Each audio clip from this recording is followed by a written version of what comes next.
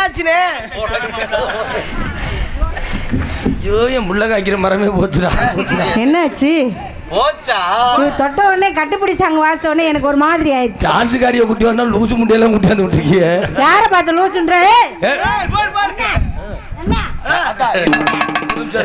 நீ பேசு வையி, என்ன பேச்சா இருக்கட்டும். ஏன்னா போக்ஸ் பெண்டு. ஆமா தெரியுது, அதனாலதான் நான் உள்ள இருந்து வரும்போதே கேட்டேன். டான்ஸ் எப்படிடா தம்பி? அண்ணே டான்ஸ் சூப்பர். முதல்ல இப்படிதான் பப்புனு சூப்பரே அப்படின்னா கால் உடைஞ்சு போச்சு.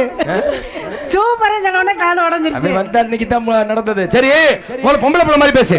நீ ஆம்பளை மாதிரி பேசு. முதல்ல மரியாதை கொடுத்து மரியாதை. ஒரு பொம்பளை பிள்ளை வந்து டீசெண்டா ஆடணும். நீ இப்ப ஒரு ஆம்பளையால வந்து நச்சுன்னு இடி இப்படி இடிக்கிறியா? எப்படி இடிப்பியா நீ? ஏயா அறிவு இருக்கா உனக்கு? அறிவு இருக்காயா? ஒரு பொம்பளை பிள்ளை வந்து ஐயோ சாரி சாரி சாரி நான் சொல்லல. எப்படி முட்டையெல்லாம் கூட்டியாந்து விட்டுருக்க? உனக்கு நான் என்ன துரோகம் பண்ண? ஒரு நாடகம் கொடுத்தா வரமாட்டேன்னு என்ன அதுக்காண்டி எவ்வளவு பெரிய ஆளை கொண்டாந்து விட்டு அவ எப்படி இடிக்கிறா பாத்தியா? யாரு குண்டு? உண்மையாலுமே நான் சொல்றேன், நீ குண்டெல்லாம் கிடையாது. உண்மையான டான்ஸ் எப்படிடா? சூப்பர். விடிய காலையில கூட சூப்பிடுவேன். சரி நான் கேட்கற மாதிரி பேசுமா? நீ நினைக்க மாதிரி அவர் பெரிய ஆளும் கிடையாதுக்கா.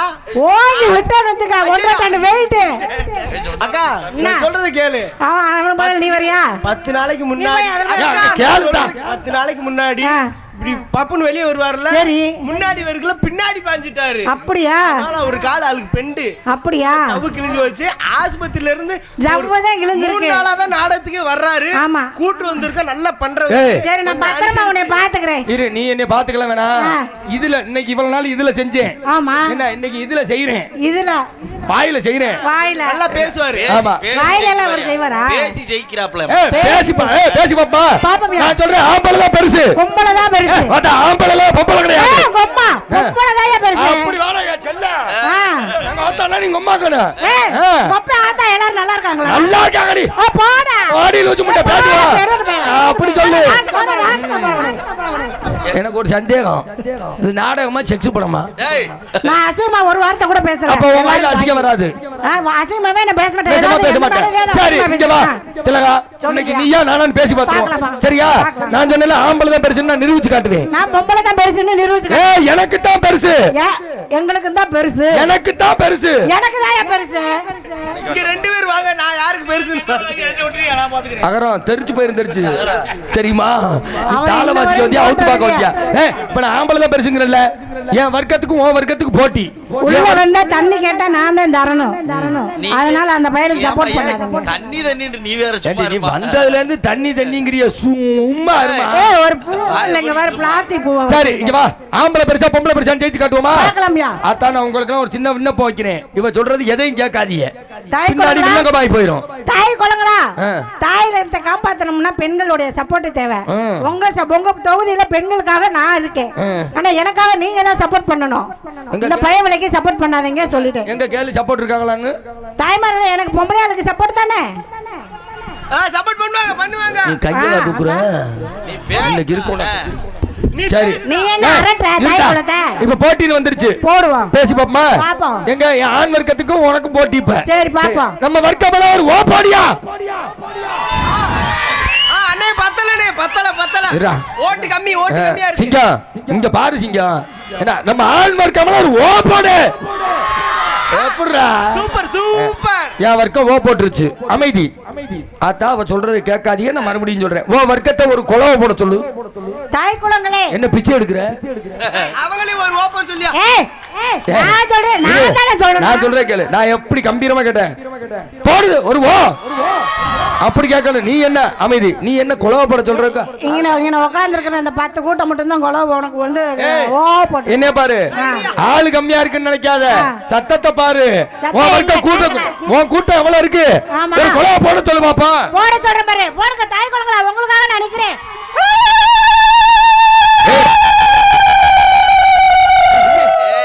போய் துண்ணூறு எடுத்துடா.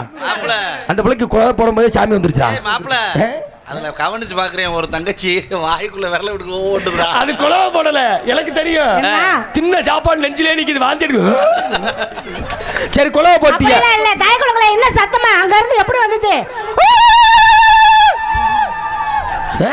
கேட்டுக்க கேட்டுக்க. ஆம்பளை தோத்து போடா. வந்துருச்சு ஓட்டு செல்லுமியா. ஏண்டா எத்தனை நாளா காத்திருந்தாப்புல பரசுராமே? ஆம்பளை தோத்து போனா. ஆம்பளை தோத்து போனா. இது நெசமாவே லூசு தான்டா. டேய் இப்பதான்டா எனக்கு ஒரு விஷயம் தெரியுது. எல்லாரும் பயந்து ஓடுறாங்க. நீங்க தான் பொருளே கிளம்பி. ஏனே தங்கபாண்டி அண்ணே பரமக்குடி பஸ் ஸ்டாண்ட்ல எதுக்கு தான் நின்னுட்டு இருந்தியா?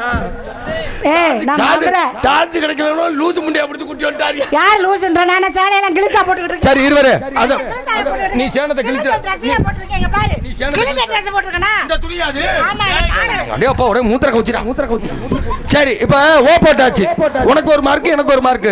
ஐயா நம்ம வர்க்கம் இங்க பாக்க சொல்ல டக்குனு. நம்ம வர்க்கம்ல கை தட்டியா? அவங்க தண்ணி அடிக்கிற. எங்க ஓ வர்க்கத்தை கை தட்ட சொல்லு. அதான் நான் சொல்றேன் கேளுங்க. மான மரியாதையை காப்பாத்துங்க. தாய் இனத்தை காப்பாத்துங்க. வேணாதா? கை தட்டுங்க பாப்பா. வேணாதா? போச்சடா சோனமுத்தா. ஆம்பளை தோத்து போடாடா. அண்ணே ஓட்டு அதிகமா உழுகுதுனே. ஐயோ ஏர்வாடி. அண்ணே ஓட்டு அதிகமா உழுகுதேனே. ஆம்பளை தோத்து போடானா. ஒருவேளை தோத்துருவோமோ? ஏண்டா ஏமாமா அண்ணா லூசு கல்யாணம் பண்ண பிறகு கொடுத்து வச்சவன் எப்படி தெரியுமா? முன்னாடியும் சரி பின்னாடியும் சரி அதுவே சரி விடு. கை தட்டியாச்சு. என் வர்க்கம் ஓ போட்டுச்சு உன் வர்க்கம் குழவ போட்டுச்சு கை தட்டிருச்சு. நம்ம வர்க்கம்ல கைய தூக்குங்கய்யா. ரெண்டுக்கு ரெண்டு கைய தூக்குங்க. ஓகே உன் வர்க்கத்தை கை தூக்க சொல்லு. தாய் குளங்களே எல்லா கையும் தூக்குங்க. வேணாம் தானே சொல்றேன். பாத்துங்க இங்க 10 பேர் உட்கார்ந்து கை தூக்குறாங்க. அங்க எத்தனை வந்துருச்சு? சரி பேச்சு நீ பாத்து. சரி இருமா இருமா கை தூக்கிருச்சுல ஜெயிச்சிட்டீங்க. நம்ம வர்க்கம்ல காலை தூக்குங்க. குழந்தைகளா அங்க வாரு அங்க வாரு அங்க வாரு ஒண்ணு ஆளு மட்டும் தூக்கி. ஏய் என் ஆளு வாரு காலை தூக்கிருச்சு. ஒரு ஆளு தான் தூக்கி. அங்க வாரு தூக்குறான் பாரு பெருச்சாலியா காட்டிக்கிட்டு. நம்ம குழந்தைகள் எல்லாம் தூக்குங்க. படுக்க வச்சிருக்கோம். ஒகரை மூச்சையும் பாரு. லூசு கழுதை. சேலை கட்டி இருக்கவங்கள யாரும் தூக்க வேணாம். டேய் கிறுக்கு கழுதை. பெண்கள் வந்து அப்பலாம் செருப்பு செய்ய கூடாது. ஏய் குழந்தைங்கடா காலை எதுக்கு தூக்க சொல்ற தெரியுமா? காலை தூக்குறடா. இந்த செருப்பு ஏய் இருமா செருப்பு காமி சொல்லு. இங்க செருப்பு காலை நீ தூக்கு. அடி இரு. செருப்பு எடுத்து காட்டுறீங்க இந்த பயவில்லைக்கு. இங்க பொன்னாடிய போத்தி டான்ஸ்ராக நடிக்கும் மதிப்புக்கு மரியாதைக்குரிய அருமை சகோதரி அருமை குழந்தையா திலகாஸ்ரீ அவர்களுக்கு பொன்னாடை போத்தி கௌரவப்படுத்தப்படுகிறது. ஒன்னேதான் ஓகே சும்மா எனக்கு கழுத்திலே போடலாம். பொண்ணு அதனால ஒண்ணு தப்பு இல்ல. அவங்க வீட்டுக்காரர் கோச்சுக்க மாட்டாரு. தாளக்காரர் தான். நீ ஒரு சகோதரர் தானே. நான் போட்டு விடுனேன் அவுட் விடுனேன். உடனே பொண்ணு சூப்பர் சூப்பர் சூப்பர். எனக்கு பொன்னாடை போட்டிய என்ன ஓட்டு கேட்கிறியா? அவர்களுக்கும் மாலை மரியாதை செய்ய தாய்மார்கள் சார்பில் மாலை அணிவித்த அவர்களுக்கும் நன்றி நன்றி நன்றி நன்றி மிக்க நன்றி மிக்க நன்றி. சரி நன்றி சொன்னதா இருக்கட்டும். பண்ண வந்து சொல்லிட்டு போயிட்டாரு. நம்ம ஒரு ஆள் சொன்னாங்கன்னு வச்சுக்கவே சரி இருக்கட்டும். நீ அசிங்கம்லாம் பேச வேணாம். இப்ப நான் ஆம்பளைக்கு பொம்பளைக்கு வித்தியாசம் சொன்னேன். ஏன்னா அந்த காலத்திலேயே பெண்கள் இருந்தாங்க. பெண்கள்னு வச்சுக்கவே எந்திரிச்சு வந்து பார்த்தாங்கன்னு வச்சுக்கவே அப்படி நெத்தி நிறைய பொட்டை வச்சுக்கிட்டு வந்து வீட்டுக்கார காலை தொட்டு கும்பிட்டு இத்த தண்டிக்கு செம்புல பாலை கொண்டாந்து அப்படி கொடுப்பாங்க. காலையில எந்திரிச்சு போனா கட்ட வரலாலே 5 ஏக்கரா இருந்தாலும் 5 நிமிஷத்துல உழுதுட்டு வந்துருவாங்க. அப்ப இருந்த பொம்பளை ஆளு. இப்ப பொம்பளை ஆள் இருக்கீங்களே யாராவது புருஷன் காலை தொட்டு கும்பிடுறீங்களா? அவன் எந்திரிக்காட்டு கடவாயில வச்சு மிதிக்கிறீங்க. என்ன இந்த புருஷனுக்காவது சோறு போடுறீங்களா? காலையில 8 மணிக்கு ஆரம்பிக்கிற டிவி நைட்டு 11 மணி வரை ஆஃப் பண்றது இல்ல. சரி அதையும் விடு. சரி என்ன இந்த 2 உடை வந்திருக்கு. என்ன உடையிலே நாங்க போடுறது பேண்ட் சட்டை கைலி சட்டி இதுதான் போடுறோம். நீங்க 2 போடுறீங்கல்ல. 2 போடுறீங்க. அப்பதான் தலைய வலிக்காது. என்னன்னு சொல்லு பாப்போம். ஒண்ணு நைட்டி. இந்த நைட்டி எப்ப போடுறது? நைட்டி தூங்கும் போது நைட்ல போடுறதுக்கு பேரு நைட்டி. அப்ப நீங்க பகல்ல 10 நாள் ஆனாலும் துவைக்காம போடுறீங்க. அதுக்கு வேற பகல்லையும் நாங்க தூங்கிக்கிட்டே திரியறதுனால தூக்கத்திலே நடக்கிற வியாதி இருக்கு. அதனால பகல்லையும் போட்டுக்கிட்டே. சரி இந்த சுடிதார்னு ஒண்ணு வந்துச்சுல அதுக்கு மேல போடுறீங்க. அதுக்கு பேர் என்ன? துப்பட்டா சால் காரி துப்பட்டா. இங்க எவ்வளவு அதுக்கு பேரு துப்பட்டா. சரி இந்த சால் வந்து எப்படி போடணும்? பொம்பளை பிள்ளை போட்டு காட்டு. ஐயா அந்த பொம்பளை பிள்ளை சால் போட போகுது. சரியா இருந்தா கை தட்டுங்க. அனார்கலி போடணும்னா அனார்கலியை போடணுமா? லேடிஸ்க்கு தெரியும். அனார்கலி சுடிதார் போடணும்னா நாங்க இப்படி போட்டு இந்த ஒத்ததை இப்படி விட்டுருவோம். சரியா? ஓகேவா? கை தட்டுங்க நல்லா. பாத்துக்க எங்க போனாலும் எங்களுக்கு தான் சப்போர்ட். சரியா கேக்குறாப்ல. யாரு போடுறா? இரு இரு. உன் கை தட்ட சொன்னீல. இருடா. சால் வந்து இப்படி போடணும்ங்கறீல. அவர் கேட்ட மாதிரி எந்த பிள்ளை ஒழுங்கா சால் போடுது? ஒவ்வொரு Dressக்கு மாடல்ல நான் காட்றேன்யா. போடா. இருனே. இருனே ஒரு நிமிஷம் இருனே. எங்க காட்டு. Dressக்கு மாடல்ல நான் காட்றேன். அனார்கலி போடணும்னா அனார்கலினா எப்படி இருக்கும் தெரியுமா? அனார்கலி சூப்பரா இருக்கும். பாவாடை மாதிரி இருக்கும். இங்க இவ்வளவுதான் ஸ்கர்ட் இருக்கும். ஜாக்கெட் மாதிரி. ஆமா அனார்கலி. அதுக்கு இப்படி போட்டாதான் அனார்கலி. சரியா? ஒண்ணேட சூப்பரா இருக்கும். இந்த சைடு ஓபன் வச்சு நார்மல் சுடிதார் போட்டா அதுக்கு நாங்க போடுறது போடு டக்கு டக்குன்னு ரெண்டு பக்கமும் பின்னு. இப்படி போட்டுக்கிட்டு இப்படி போவோம். ரெண்டு பக்கமும் பின்னு அப்புறம் ஒண்ணு பின்னால பண்ணு. ஆமா. இப்ப அம்பர்லா கட்டிங் ஒண்ணு இருக்கு ஃப்ரீல ஒரே சேலைய கட்டி இவ்வளவு தூரம் தூக்குவோம். அத போட்டோம்னா நாங்க இப்படி போடுவோம். ஆமா. சால் வந்து மூணு விதமா தான் போடணும். இங்க வா. அப்படிலாம் கிடையாது. சால் எப்படி தெரியுமா போடணும்? எப்படி போடணும்? அண்ணே நம்ம எல்லாம் பண்ணலாம் பாத்துக்கற. நான் சரியா போட்டேன்னா நீ கை தட்டுற அங்க இருந்து வரணும். இந்த பொம்பளை பிள்ளை எப்படி தெரியுமா சால் போடணும்? முதல்ல இருடா ஒரு நிமிஷம். முதல்ல வயசுக்கு வந்த பொம்பளை பிள்ளைய 12வது படிக்கிற பிள்ளைய எப்படி தெரியுமா கை தட்டு போடணும்? இங்க பார். சாலை இப்படி போட்டு இப்படி எடுத்து இப்படி போட்டு இப்படி போடணும். சரியா தப்பா? படிக்கிறதுக்கு நாங்கனா யூனிஃபார்ம் போட்டுக்கிட்டு ஸ்கூல்ல தான் படிக்கிறோம். அந்த வெண்ணே தான் சொல்லிட்டு இரு. சரியா தப்பா? இப்படி போடணும். ஏன் இப்படி போடணும்?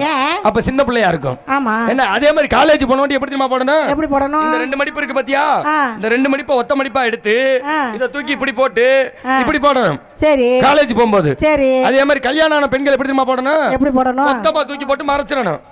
ஏப்பா? தொங்கிரும். தாலி. ஆமா. தாலி மறைக்க சொல்ல. அதே மாதிரி இங்க பாரு.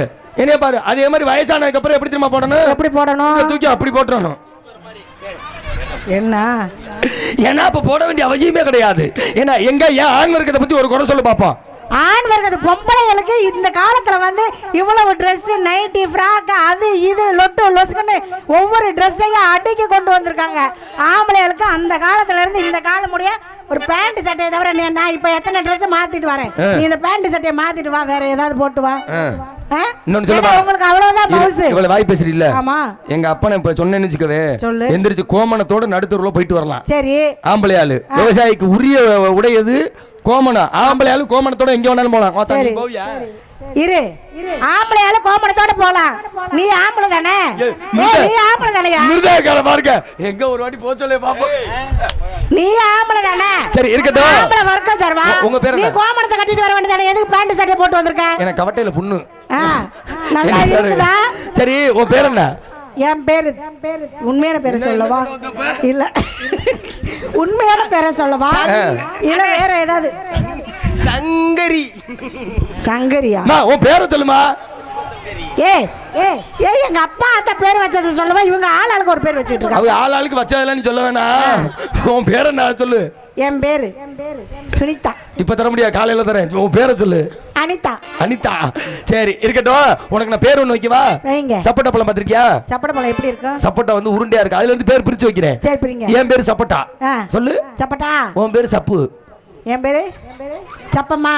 சப்பு. சப்பம்மா. சப்பு. அம்மான் போடு. என் பேரை கூப்பிடு. கூப்பிடு. என்ன சொன்ன? என் பேரு சப்பட்டா. உன் பேரு சப்பு. என் பேரு நீ கூப்பிடு. சப்பட்டா. சப்பு. எடுவட்ட வலை. சரி அப்படியே நெளி. சரி இங்க வாங்க. இங்க என்ன பண்றீங்க? எடுத்து ஓதுங்க. லவக்கு லவக்குன்னு செய்யுங்க. என்னத்த ஓத? பழம் விக்கிறியா? ஒண்ணுமே சொல்லாம ஏன் ஆடி பாடி பழம் அவரை குழப்பி விட்டுட்டு இருக்கீங்க? பல்டி அடிக்கணுமா? போட்டவா? நான் இங்க எதுக்கு வந்திருக்கேன் தெரியுமா? அடிப்பாரு. யோ என்கிட்ட பேசியா? நான் எதுக்கு வந்திருக்கேன் தெரியுமா? இந்த இடத்துல வந்து இளந்த பழம் வியாபாரம் பண்ண வந்திருக்கேன். சரி சரி டக்கு டக்குன்னு செய்ய. இளந்த பழம் வியாபாரம் பண்ண வந்திருக்கேன். வேணும்னா வாங்கிக்கங்க. சரிங்களா? இளந்த பழம் இளந்த பழம் இளந்த பழம் இளந்த பழம்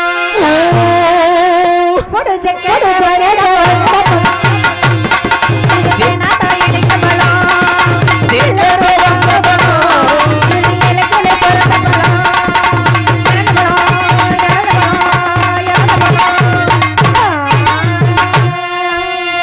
எத்தனைய பேருகிட்ட இழந்த பழம் பாத்தியா? பேருகிட்ட இழந்த பழம் பாத்தியா? எத்தனைய பேருகிட்ட இழந்த பழம் பாத்தியா? எடுத்து பார்த்த பழம்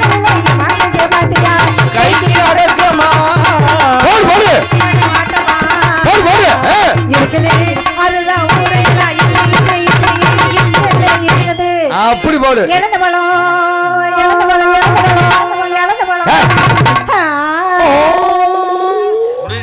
எது 7 பைசா 8 பைசா எது 7 பைசா தொடட்டுமா இல்ல தொடட்டுமா சொல்லி விடட்டுமா? உன்னுடைய இழந்த பழம் என்னுடைய என்ன பழம் தெரியுமா? அந்த வாழைப்பழம் வாழைப்பழம் எத்தனை பேருக்கிட்ட வாழைப்பழம் பாத்தியா? எடுத்து மாட்டேன் கைத்தில இங்க பாத்தியா? நிறைய பேருக்கிட்ட வாழைப்பழம் பாத்தியா? நிறைய பேருக்கிட்ட இப்ப சைஸ் பாத்தியா? ஏடக்கம்மா எடுத்து பார்க்க மாட்டோமா?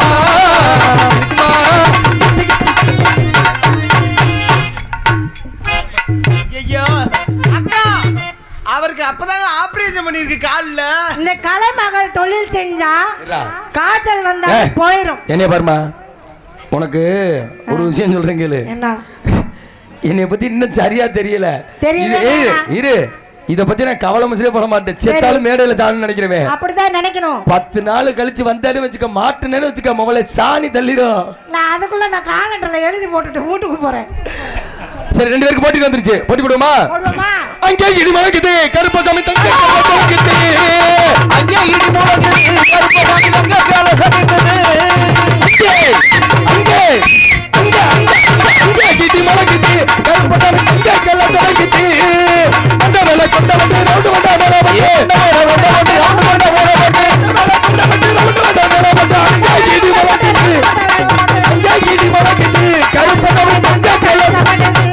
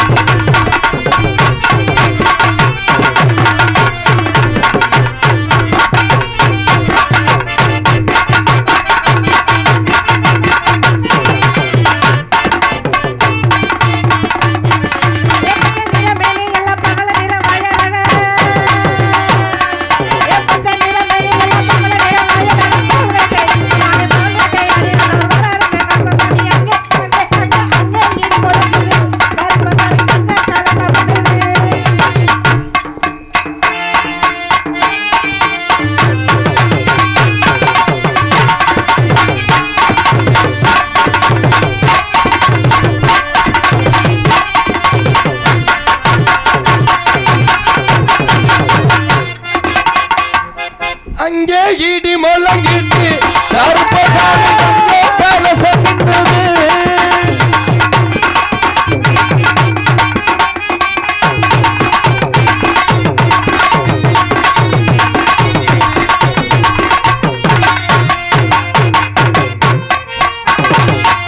நல்லாவே ஆடுறீங்க, நல்லாவே பாடுறீங்க. உங்களை பார்த்த உடனே காதல் வந்துருச்சு. அது மட்டும் இல்ல, நாடகம் பெரிய நாடகம், முக்கியமான ஆள்லாம் போட்டிருக்கு. ஒரு நிமிஷம், முக்கியமான ஆள்லாம் போட்டிருக்கு. வர்றவங்களுக்கு உள்ள நேரம் அதிகமான நேரம். அண்ணன் வந்த உடனே சொன்னாங்க மல்லித்திரும நாடகத்தில் உள்ள கதையை பேசுங்க, நாடகத்தை நடத்துங்கன்னு. பப்புன் டான்ஸ் எல்லாம் பாக்குறதுக்குலாம் இங்க விருப்பம் கிடையாது. ஏன்னு வச்சுக்கோங்களேன், பொதுவாக பப்புன் டான்ஸ் வந்து ஊர்கா மாதிரி தான், தொட்டுக்கிறதுக்கு தான் வச்சுக்கிறேன், ஓரத்துல வச்சுக்குவீங்க. அதுல முக்கியமான ஒரு விஷயம், காலில் அடிபட்டு இருக்காதனால ஆட முடியல. அடுத்த வாட்டி வந்து நிரம்ப செய்யறேன்னு சொல்லிக்கிட்டு உடனே காதல் செய்வா. என்னது? சேனத்துல வீடு கட்டவா? சேலையிலப்பா,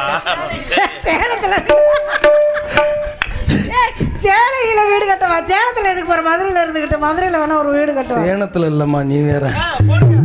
சேலையில வீடு கட்டவா, சேர்ந்து வசிக்க, ஜன்னல் வெட்ட சாக்கி போடவா, தென்றல் அடிக்க. சேலையில வீடு கட்டவா, சேர்ந்து வசிக்க, ஜன்னல் வெட்ட சாக்கி போடவா, தென்றல் அடிக்க.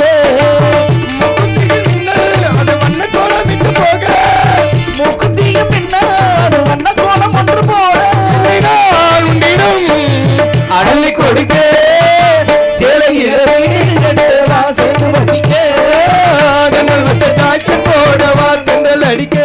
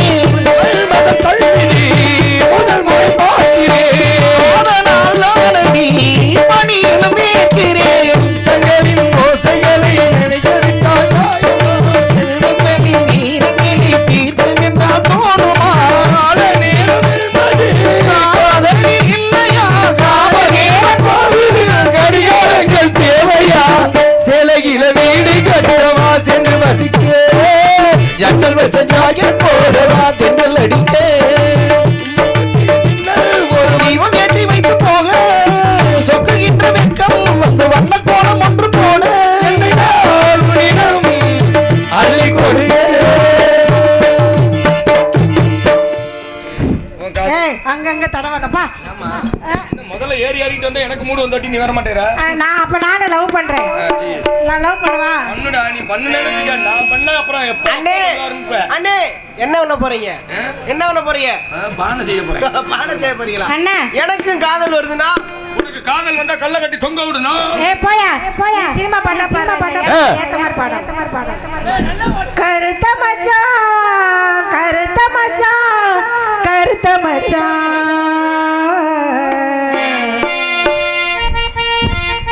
என் மனசுக்குள்ள இருக்கிறே கருத்த மச்சான்.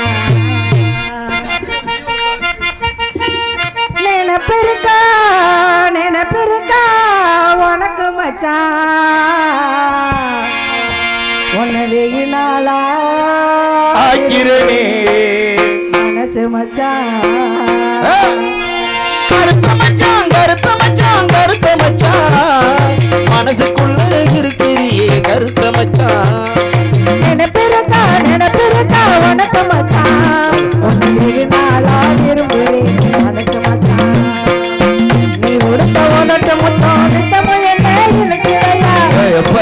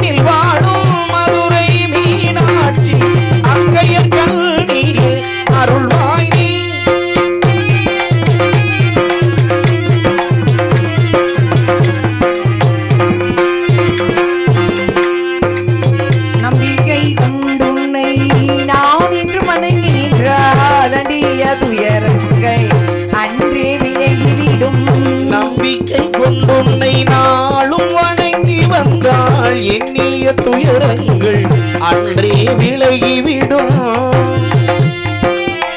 எங்களின்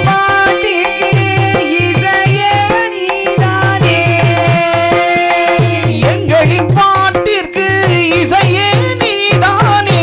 நாடக கலை வாழ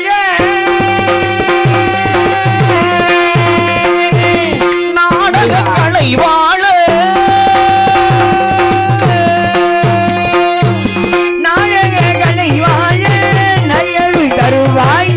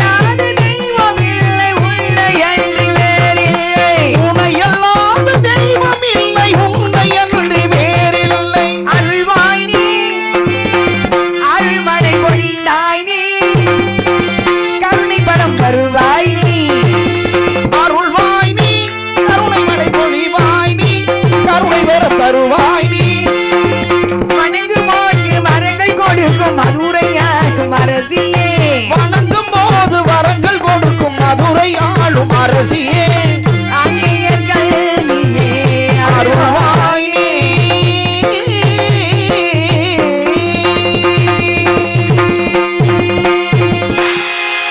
அப்பளிக்கற்ற பெரியவர்களுக்கும் என் குல தாய்மார்களுக்கும் மண்ணை பொன்னாக்கும் விவசாய பெருங்குடி மக்களுக்கும் இன்றைய சமுதாயத்தை நாளை வல்லரசாக மாற்றும் இளைஞர் எழுச்சி படைகளுக்கும் மாணவ கண்மணிகளுக்கும் என் சார்பாகவும் என்னுடைய கலைக்குழுவின் சார்பாகவும் முதற்கண் வணக்க சங்கரதாஸ் சுவாமிகளின் திருநாமம் வாழ்கவென்று கூறி அவரது புகழ் ஓங்குவென்று சொல்லி இவ்வூர் மக்களின் நல்லாசையும் என் சக கலைஞரின் நல்லாசையும் என்றும் எனக்கு நிலைத்திருக்க வேண்டும் என்று விண்ணப்பித்துக் கொள்கிறேன். இவ்வூர் மக்களின் செல்வம் மலை போல் பெருக வேண்டும். அதற்கு அந்த கண்ணனின் அருள் முழுமையாக கிடைக்க வேண்டும். ஹரே ராம ராம ராம ஹரே ஹரே ஹரே கிருஷ்ண கிருஷ்ண கிருஷ்ண ஹரே ஹரே என்ற மந்திரத்தை ஒரு நாளைக்கு 16 முறை சொன்னால் நாம் செய்த பாவம் நீங்கும். அதான் உண்மை. நம்ம எதுவும் வாங்க. இங்கு வள்ளியாக நடித்து கொண்டிருக்கும் அன்பு சகோதரி சாந்தி ஸ்ரீ அவர்களுக்கு நமது கிராமத்தின் சார்பாக மாலை அணிவித்து பொன்னாடை அணிவிக்கப்படுகிறது.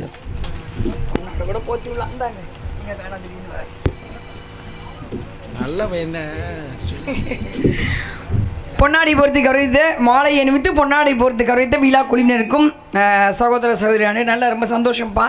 பெண்கள் நிறையா உட்காந்துருக்கீங்க. அது எந்திரிச்சு போகாமல் இருக்கீங்க. இந்த காட்சிக்கு பப்புன்னு டான்ஸ் செஞ்சால் எந்திரிச்சு போவாங்க. திட்டி விட்டுருவேன் நான் பிடிச்சி. ஏன் நாடகம் வச்சின்னு கேட்பேன். ஆனால் இன்றைக்கி எந்திரிச்சு போகலை யாரும். ஏன்னா நாடகம்னா என்ன அப்படிங்கிறது சும்மா விளையாட்டுக்காகலாம் வைக்கிறது இல்லைப்பா. நாடகங்கிறது அறிவியல் ரீதியாக ஆன்மீக ரீதியாக புராண ரீதியாக உண்மை. ஏற்கனவே நான் இது ஆமாம் ஆமாம் ஆமாம் வாகனம் மட்டும்தான். அறிவியல் ரீதியாக புராணம் விஞ்ஞானம் மருத்துவம் 3மே இருக்குது. இன்றைக்கி கிருஷ்ணர் இதயம் துடிச்சிக்கிட்டு இருக்குன்னா நீங்கள் நம்புவீங்களா? துடிச்சிட்ருக்கு. மகாபாரதம் என்பது மிகப்பெரிய ஒரு, அதாவது எல்லாம் சொல்லுவாங்க அது நடந்துச்சா அதெல்லாம் நடந்த உண்மை சம்பவம் தான் மகாபாரதம். கிருஷ்ண பரமாத்மா இல்லை என்றால் இன்றைக்கி இந்த பாரத தேசம் இருக்காது. இது ஆப்கானிஸ்தான், இது வேறு தேசமாக மாறி இருக்கும். அதனால தான் அவர் கௌரவர் பக்கம் சேராமல் பாண்டவர், கௌரவர் கெட்டவங்களாம் கிடையாது. இவரும் அத்தை தான், அந்த அம்மாவும் அத்தை தான். ஆனால் பாண்டவர்கள் பக்கம் ஏன் அவர் சேர்ந்து மகாபாரத போர் நடத்துகிற தம்பி கொஞ்சம் அமைதியாக இருங்க, பாடி தூங்கப்பா, ஒன்றும் பிரச்சனை இல்லை. ஐயா என்னை பார்த்தா சாமி கொஞ்சம் அமைதியாக இருங்க. கதை உங்கள் விஷயத்தை தான் பற்றி கண்ணனை பற்றி தான் பேசுகிறேன். கேட்டால் கேளுங்க, இல்லை எழுந்துச்சு போயிருங்க, ஒன்றும் பிரச்சனை இல்லை. சாமிகளை பற்றி பேசும்போது எனக்கு கோவம் வர்ற விஷயம், இந்துக்கள் நம்ம சிந்து சாமியை கும்பிடுறோம். அப்போ சாமியை பற்றி பேசும்போது, சாமி பாட்டு பாடும்போது சாமியை பற்றி கேட்கணும். அதான் அந்த சாமி கொடுக்குற மரியாதை. அழகு முத்துக்கோன் பாட்டு பாட சொல்கிறீங்க. அவர் எந்த வருஷம் பிறந்தார்?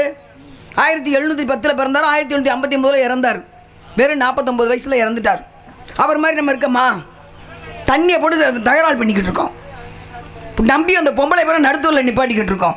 தலைவர்கள் பாட்டெல்லாம் பாட சொல்கிறதுக்கோ பேச சொல்கிறதுக்கோ அருகதையே கிடையாது. ஏன்னா அவர் மாதிரி இருந்துக்கிட்டு பாட சொல்லணும். அப்போ தான் அதானே அவர் மாதிரி இருக்கணும். அவர் மாதிரி இல்லையே, அப்புறம் அதுக்கு அவர் பாட்டை பாடணும். அவர் மாதிரி இருக்கம்மா, போராடுறம்மா நாட்டுக்காக, வீட்டுக்காகவே போராடுறது கிடையாது. சாமி கண்ணனை பற்றி பேசுகிறேன், கேளுங்க. கேட்கலாம் எந்திரிச்சு போயிருங்க, அவ்வளோதான் ஒரே விஷயம். நான் இல்லை சங்கடப்படலாம் மாட்டேன். கண்ணில் கொண்டு நீங்கள் எரிஞ்சாலும் அது எனக்கு கவலையும் கிடையாது. எனக்கு பார்த்தோன்னா சொல்ல வேண்டிய விஷயம் சொல்லிட்டு போயிருவேன், அவ்வளோதான். மகாபாரதத்தில் கண்ணன் இல்லைன்னா இன்றைக்கி நம்ம தேசம் இருக்காது. நம்ம தமிழர்களே கிடையாது, இந்துக்களே இருந்திருக்க மாட்டோம். அதுக்காக அவர் போராடினார். அணி பாண்டவர் பக்கம் நின்னார். ஆனால் கௌரவர்களுக்காக பொல்லாதவங்களும் கிடையாது, அவங்களும் நல்லவங்க தான். ஏன்னா கொஞ்சம் தர்மத்தை மாறினார். நான் தர்மத்தை மீறி தான் போர் புரிஞ்சார். எதுக்காக? இந்த தேசத்தை காப்பது. எல்லாம் சொல்லுவாங்க பாண்டவர்களாக அல்ல, இந்த தேசத்தை காப்பதற்காக. குட்டி பிள்ளை கிருஷ்ணர் யசோதை வளர்த்துக்கிட்டு இருக்காங்க. பிறந்த அம்மா பெத்த அம்மா யார்? கண்ணனுக்கு தேவகி. எங்கே பிறந்தார் கண்ணு? சிறைச்சாலையில் பிறந்தார். கம்சனோட சிறைச்சாலையில் பிறந்தவர் தான் கண்ணன். கண்ணை குழந்தை பிறந்தா கொன்றுங்கன்ட்டார் கம்சன். தங்கச்சி பார்க்குற எப்படியாவது பிள்ளையை காப்பாற்றினுமே, பெற்ற தாய்மை இல்லை, பிள்ளையை காப்பாற்றணும்ல. தண்ணி இந்த அளவு போய்கிட்டு இருக்கு. வசுதேவர் கூடையில் வச்சு குழந்தைய வச்சு அனுப்பிச்சி விட்டாங்க. தூக்கிக்கிட்டு ஒடியாராரு. மழை கொட்டுன்னு கொட்டுது. ஆந்திராவில் பெய்யுதுல. கண்ணை மூடி கொஞ்சம் யோசிச்சு பாருங்க. திருநெல்வேலியில் வெள்ளம் அவ்வளோ அழிஞ்சிச்சு. கண்மூடி கண் திறப்பதற்குள். வயநாடு கண்மூடி கண் திறப்பு அவ்வளோ பேர் உள்ளே போய், அத்தனை அழகு பிள்ளைங்க, குட்டிக்கு அழகு 16 வயசு 15 வயசு அழகு தேவதைகள் அவ்வளோ பேரும். தூங்கி எந்திச்சு எந்திரிக்கல. காலையில் ரெஸ்டாரண்ட்டு லட்சக்கணக்கில் சம்பாரிச்சிருப்பாங்க. நகை எல்லாம் போயிடுச்சு. கண் மூடி கண் திறப்பது என்ன வாழ்க்கை நினச்சி பாருங்கள். வாழுமுறை வாழ்க்கை அவ்வளோதான். அங்கே இப்போ ஆந்திராவில் வெள்ளம் போய்கிட்டு இருக்கு. தோண்ட உடல் வந்துக்கிட்டு இருக்கு. இங்கே வர ஒரு பூமியில் தான் நம்மளும் வாழ்ந்துக்கிட்டு இருக்கோம். கொலன்னு போக எப்படி நேரம் ஆகும்? இந்த பூமி அப்படியே சுற்றிக்கிட்டு இருக்கு. அவ்வளோ வேகமாக சுற்றுது. இந்த பக்கம் தான் இல்லை, எல்லா பக்கமும் வரும். வருவதற்குள் கடவுள் நம்மளை காப்பாற்றிக்கிட்டு இருக்காரு, அவ்வளோதான். இந்த பக்கம் வரலையே நம்ம சந்தோஷப்படக்கூடாது, ஏதோ இறைவனுக்கு நன்றி சொல்லிட்டு போயிடணும், அவ்வளோதான். அந்த பக்கம் இறக்குறாங்க, நம்ம வாழ்கிறோம், அது இல்லை, எல்லாம் ஒரு சுற்று தானே, ஒரு செகண்டில் வந்து முடிச்சிடும். அப்போ பார்க்குற வெள்ளம், இவ்வளோ வெள்ளம், அதுக்குள்ளே குழந்தைய வச்சு அமுச்சு விட்டுருச்சு அந்த அம்மா. பிள்ளையை கண்ணனை காப்பாற்றுறதுக்காக கொண்டு வந்து எங்கே விட்டாங்க? துவாரகையில் கொண்டாந்து விட்டாச்சு. யசோதை வளர்க்குறாங்க, வளர்ப்பம்மா. ரொம்ப சேட்டை பண்ணும் கண்ணே, ரொம்ப அவ்வளோ சேட்டை, சொன்ன பேச்சே கேட்காது. கண்ணை உருட்டிக்கிட்டு கண்ணு கரீர்னு ஊதா நேரத்தில் அள்ளி கொஞ்சம் போல இருக்கு யாராக இருந்தாலும். ஆனால் அவ்வளோ சேட்டை. ஒரு வீட்டில் வந்து இது வெண்ணெய் வைக்க விடாது, உடச்சி வெள்ளத்தை எடுத்து தின்னுட்டு போயிடும். ஒரு நாள் மண்ணள்ளி தின்னுட்டு இருக்காரு, மண்ணள்ளி வாய் நிறைய தின்னுட்டு இருக்காரு. பிள்ளைங்கெல்லாம் ஓடியாருது மாமி கிட்ட, மாமி பிள்ளை கண்ணை வந்து மண்ணள்ளி தின்னுட்டு இருக்கான். கோபம் வந்துச்சு யசோதைக்கு, சொல்கிற பேச்சே கேட்க மாட்டேங்கிறான். அப்படி என்ன பண்ணாங்க? மற்ற எடுத்துகிட்டு போகிறாங்க, தயிர் கடையணும். யாதவர்கள் தயிர் கடைஞ்சார்கள், பெரிய பெரிய மண்பானையில் வச்சு தயிர் கடைய பெண்களுக்கு வந்து உடற்பயிற்சி. இன்றைக்கி இல்லை, இன்றைக்கெல்லாம் பாக்கெட் தயிர் வாங்கி சாப்பிட்டுக்கிட்டு இருக்கோம். எங்கே தயார் பண்ணுறாங்க, என்னத்தை போடுறாங்கன்னு தெரியாமே வாங்கி சாப்பிட்டுக்கிட்டு இருக்கோம். தயிர் கடை யாதவர்களால் தயிர் தான், பசுமாடு தான்.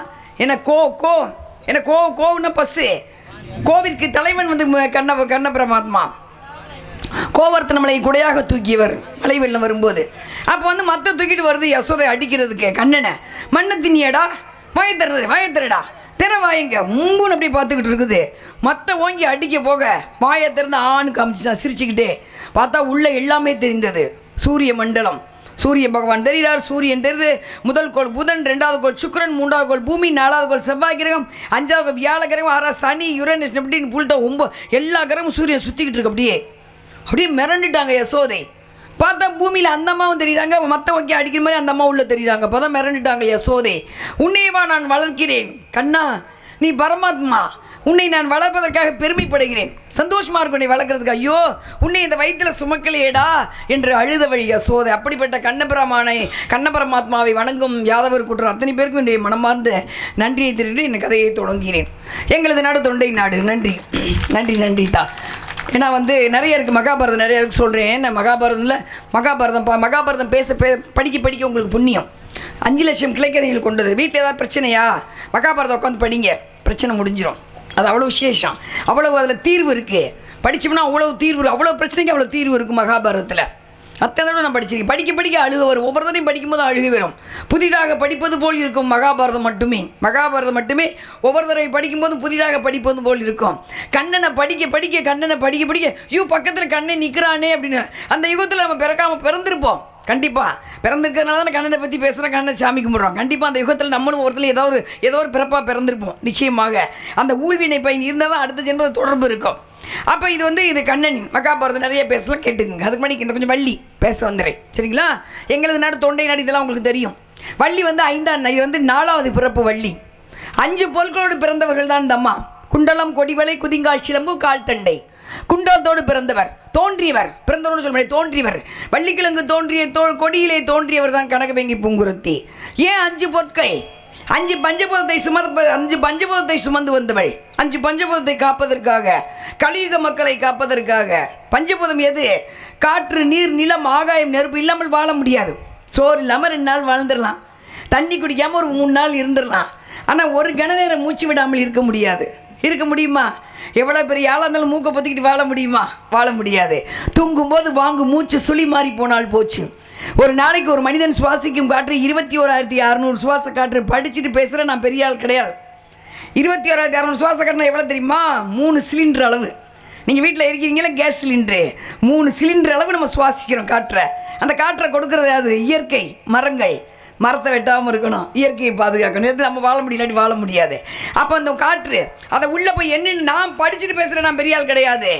என்ன நாங்கள் பாருங்கள், நம்முடைய முன்னோர்கள் இந்த பக்கம் உள்ளே போகிற காற்று இடகலை பின்கலை, இந்த பக்கம் சூரியக்கலை, இந்த பக்கம் சந்திரக்கலை. இந்த பக்கம் வலது பக்கம் சுவாச காற்று வரும்போது ஆணும் பெண்ணும் இல்லறத்தில் ஈடுபட்டால் அங்கு ஆண் குழந்தை தோன்றுவார்கள். இந்த பக்கம் சந்திரக்கலை, இந்த பக்கம் வரும்போது ஆணும் பெண்ணும், இடது பக்கம் ஆணும் பெண்ணும் இல்லறத்தில் ஈடுபட்டால் பெண் குழந்தை தோன்றுவார்கள். அப்போ வந்து திருநங்கைகள் எப்போ ஒரு சேர்ந்த மாதிரி சுழிமணி வரும், அதுக்கு பேர் அக்கினி. அப்போ ஆணும் பெண்ணும் இல்லறத்தில் அங்கே திருநங்கைகள் தோன்றுவார்கள். சித்தர்களின் கணக்கு, சுவாச காற்று கணக்கு, இடகலை பின்கலை.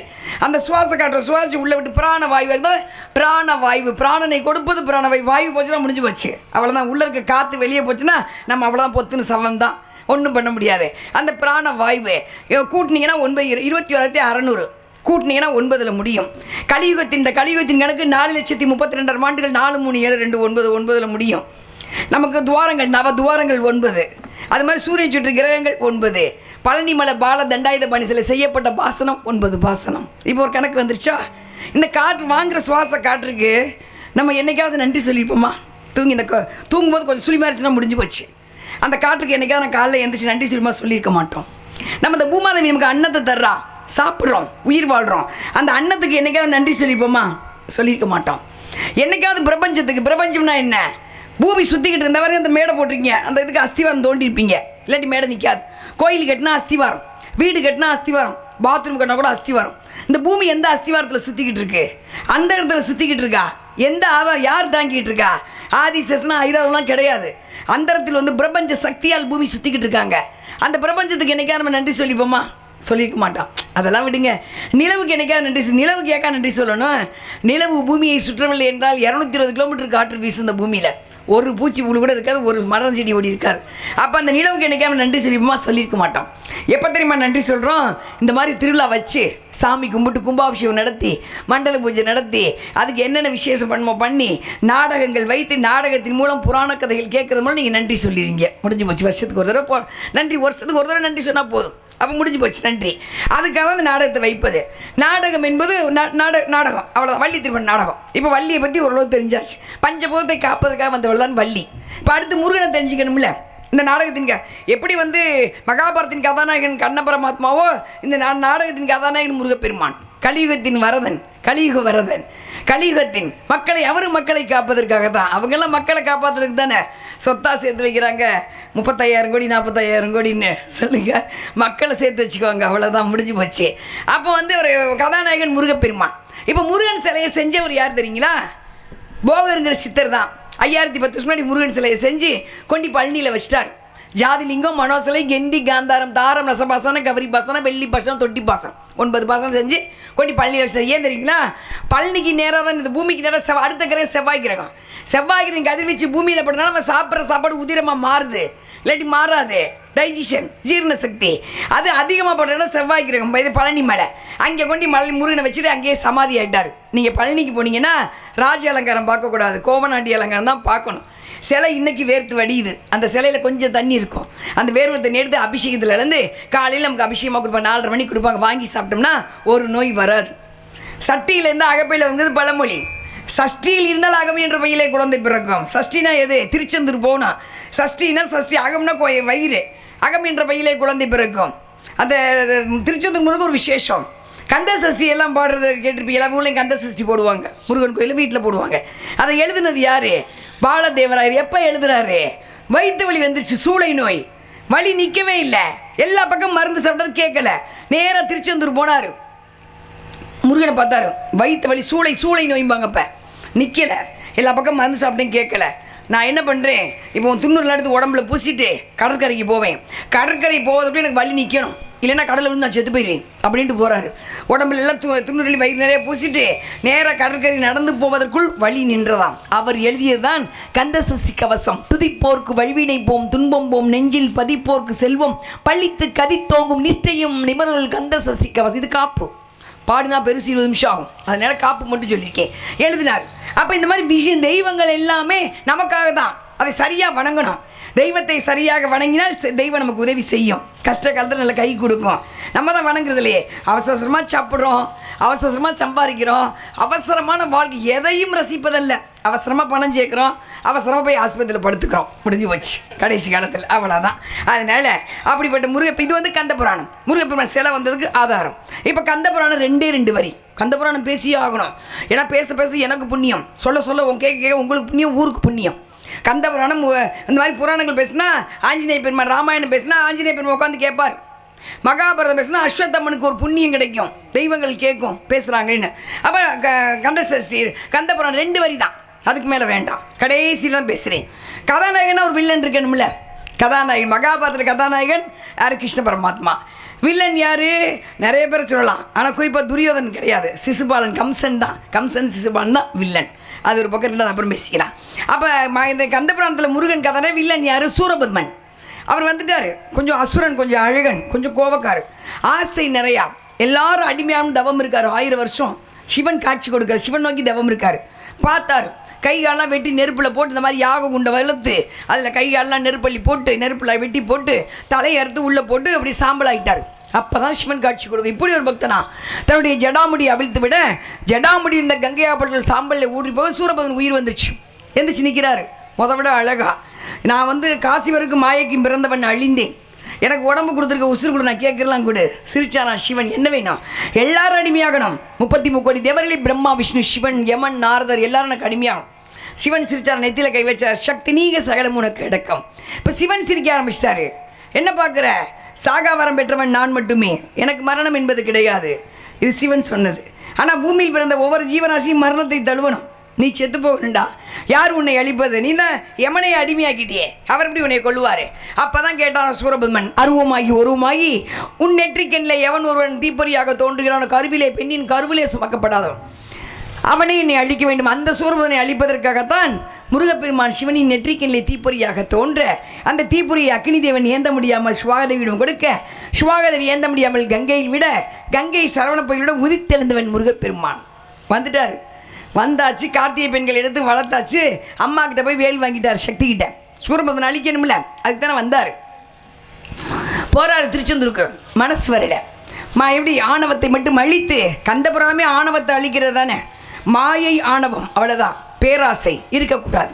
ஆணவத்தை மட்டும் அழித்து சேவலாக மயிலாக வைத்துக்கொண்டு இந்த புவனத்தை ஆட்சியவன் முருகப்பெருமான். இது கந்தபுராணத்தின் பாலகண்டத்தின் 2 வரி. நான் சொன்னதற்காக அமைதியாக கேட்ட அத்தனை பேருக்கும் உங்கள் பொற்பாதம் தொட்ட நன்றி வணக்கம் தெரிவிச்சுக்கிறேன். நன்றி நன்றி நன்றி. அப்படிப்பட்ட முருகப்பெருமானை வணங்குபவள் நான். இந்த உலக மக்கள் வாழ வேண்டும். இனி வரும் காலங்களில் பெண் சிசுக்கள் பாதுகாக்கப்பட வேண்டும். கொடுமையான விஷயம், பாதுகாக்கப்பட வேண்டும்.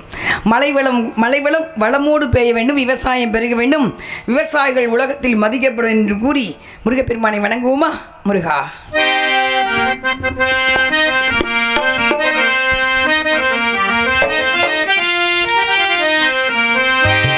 திருப்பரம் குன்றத்தில் நீ சிரித்தாய் முருகா, திருத்தணி மலை மீது எதிரொலிக்கும். திருப்பரம் குன்றத்தில் நீ சிரித்தாள் முருகா, திருத்தணி மலை மீது எதிரொலிக்கும். திருச்செந்தூரிலே வேலாடும் திருப்புகழ் பாடியே கடலாடும். திருப்பரம் குன்றத்தில் நீ சிரித்தாள் முருகா, திருத்தணி மலை மீது எதிரொலிக்கும்.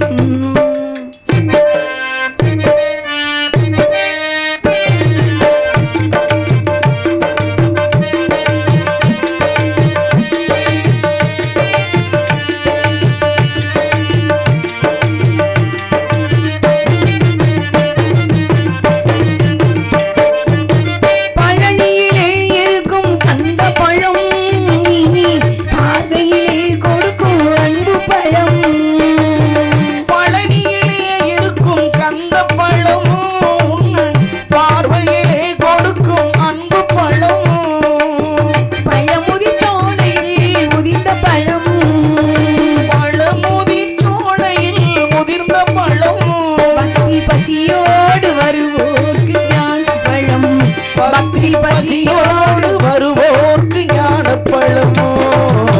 திருப்பரம் நீ சிரித்தாய் முருகா, திருத்தணி மலை மீது எதிரொலிக்கும்.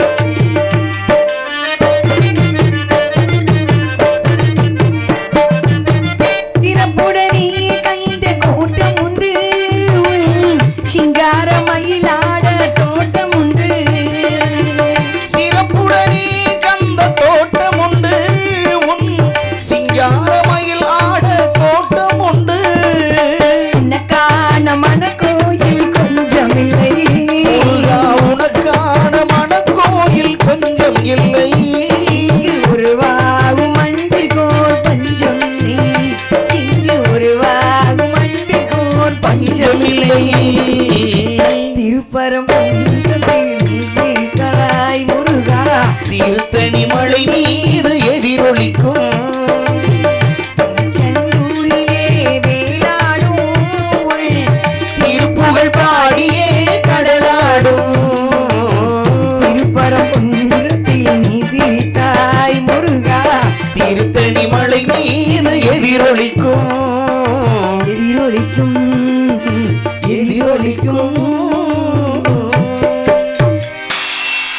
ஒரு மனிதனுக்கு சொன்னது திருக்குறள். ஒரு மனிதனுக்கு கலியுகத்தில் இறந்துட்டார் திருவள்ளுவர். ஆனால் அவருடைய குரல் இன்னமும் இருக்குது. 2000 வருஷத்துக்கு மேலாச்சு இன்னும் குரல் இருக்குது. நம்ம மட்டும் இல்லை, வெளிநாட்டுக்காரோட அந்த குரல் எடுத்து வச்சுக்கிறாங்க. நாங்கள் எங்கள் மதத்தில் சேர்த்துக்கிறோம், இதில் அவ்வளோ விஷயம் இருக்குது அப்படின்னு. அவர் விளம்பரம்லாம் தேடிக்கல. அவர் எப்படி பார்த்து யாருக்குமே தெரியும். இப்போ திருவள்ளுவர் படம்லாம் சும்மா கற்பனை தான். யாரோ ஒருத்தர் கற்பனையை வரைஞ்சி வச்சு அவர் தன்னை அடையாளப்படுத்திக்கவே இல்லை, இறந்துட்டார். அவர் கொடுத்ததான் 1330 குறள், 133 அதிகாரம். அறத்துப்பால், பொருட்பால், காமத்துப்பால். உலகத்தில் அறம் தான் இல்லை, காமமும் பொருளும் நிறைய இருக்குது. பணம் யார்கிட்ட இல்லை, பணம் எல்லார்ட்டையும் இருக்குது. அது மாதிரி காமம் அப்பப்பா சொல்லவே வேணாம். ஒரு பிள்ளையை 45 பேர் சேர்ந்து கெடுக்கிற அளவு காமம் வந்துருச்சு. என்ன பண்ணுறது? மறுபடியும் தான் அவர் கல்கி அவதாரம் எடுத்துருவார். ஏன்னா 5000 அதாவது முடியறப்பறம் வர நினச்சிக்கிருப்பார், வந்துடுவார், சீக்கிரமே வந்துடுவார். கண்ணனின் அடுத்த அவதாரம் கல்கி அவதாரம். கல்கி எடுத்தாலும் உலகம் அழிஞ்சிச்சு. கல்கி அவ்வளோ ஆக்ரோஷமாக இருப்பார், எல்லாரையும் அழிச்சிருவார். கொஞ்சம் பேர் மட்டும்தான் வைப்பார், 10 பேரை பொறுக்கி வைப்பார், அவ்வளோதான். இதான் நான் சொல்ல, எல்லாம் சம்பாங்கிற கிராமத்தில் எல்லாம் போட்டுருக்கு, புராணம் போட்டிருக்கு. ஏன்னா கழி முத்தும்போது என்ன பண்ணுவார்? ஒரு பொம்பளை பிள்ளை மனம் வலிக்கிறது. இந்த இடம் வலி யாரை கத்தி வச்சு குத்துன மாதிரி இருக்குது.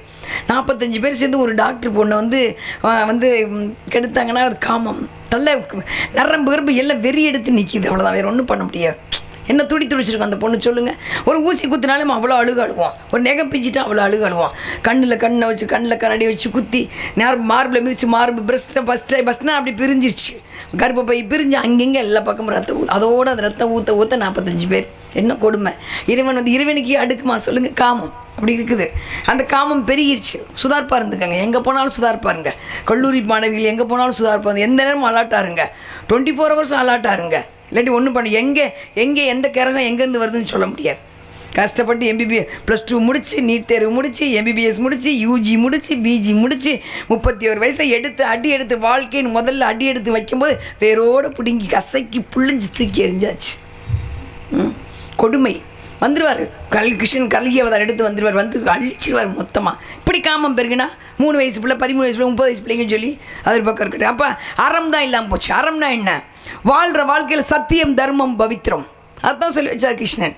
சத்தியமாக வாழு, தர்மமாக வாழு, பவித்திரமாக வாழ்ந்தால் இங்கே வாழ்கிற வாழ்க்கையில். இது மாயை. போடுற நகை, போடுற துணிமணி, இருக்கிற சந்தோஷம் எல்லாமே மாயை. இறந்த பின்னால் ஒரு வாழ்க்கை இருக்குடா உனக்கு, அந்த வாழ்க்கை நல்லா இருக்கும்னு நான் சொல்ல, பெரியவங்க சொல்லி வச்சாங்க. முகநகை நட்பது நட்பன்று, நெஞ்சத்தை அகநகை நட்பது நட்பு. நட்புக்கு ஈடினை கிடையாது. மகாபாரதத்தில் நட்பு யாருன்னா கண்ணனும் குசேலரும். குசேலர் ரொம்ப ஏழை, படிக்கும் போது 2 1. அதுக்கப்புறம் நட்புனா கர்ணன் துரியோதன் நட்பு சொல்லலாம். குசேலர் ரொம்ப ஏழை. அவங்க நிறைய குழந்தைங்க, குழந்தைங்க, நிறைய குழந்தைங்க. சாப்பிட்றதுக்கு சாப்பாடு அவங்க வீட்டுக்கு நம்ம சொல்லுது. கண்ணன் உங்களுக்கு நண்பன் தானே, போய் பார்த்துட்டு வாங்க. ஏண்டி கண்ணன் துவாரகபுரி மன்னன்றி அழகன், அங்கே உள்ள பக்கத்தில் போகவே முடியாது. நான் பாரு துணியெல்லாம் கிழிஞ்சு போயிருக்குது, கந்தல் ஆட துவைக்க கூட முடியாது, அடுத்த வருஷம் கிழிஞ்சு போயிடும். என்னை போய் கண்ணனை பார்த்துட்டு வாங்க, உங்கள் நண்பன் தானே அப்படிங்கிறாரு. சும்மா போகலை, அந்த கந்தல் அடையில் கொஞ்சம் அவள் எடுத்து முடிஞ்சுக்கிட்டு போகிறாரு. கண்ணனை பார்க்க போகிறாரு. உள்ள துவாரபுரிகளும் விடலை. ஏன்னா அவ்வளவு ஏழ்மை கோலம். துணியெல்லாம் அங்கேயும் கிழிஞ்சிருக்கு, அழுக்கு, ஒல்லியா. குசேலர் பார்த்தா வாய்க்காலும் ஒரே சண்டை, விட மாட்டேங்கிறாங்க உள்ள. கண்ணன் சத்தம் கேட்டுச்சு, சிரிச்சாரு. தெரியும்ல, ஒரு உள்ளுணர்வுக்கு தெரியுமா நமக்கு, நம்மளை யாரோ பார்க்குறாங்கன்னு தோணும், திரும்பி பார்ப்போம் நேராக. அது மாதிரி யாரோ நம்ம மேலே பாசத்தில் இருக்காங்களேன்னு அந்த பாசம் தெரியாமல் உள்ளுணர்வு வர சொல்லுங்கன்ட்டார்.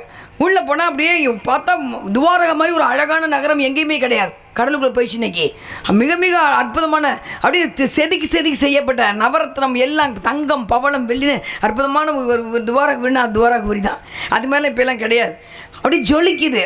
குசேலருக்கு நிற்கவே வெக்கமாக இருக்குது. நான் பாலிய நண்பன் கூட படித்தவன். கண்ணன் பார்த்தாராம், வா வந்து உட்காரு, பக்கத்தில் உட்காருன்னு. எனக்கு என்ன கொண்டு வந்தேன்னு கேட்டாராம். அவ்வளோ பெரிய கண்ணன், அவ்வளோ பெரிய மன்னன், துவாரகபுரி அரசன். எங்கே பார்த்தாலும் தங்கம், பவளம், வெள்ளி திங்கிறதுக்கு வெண்ணெயை உருட்டி வச்சு நிற்பாங்க.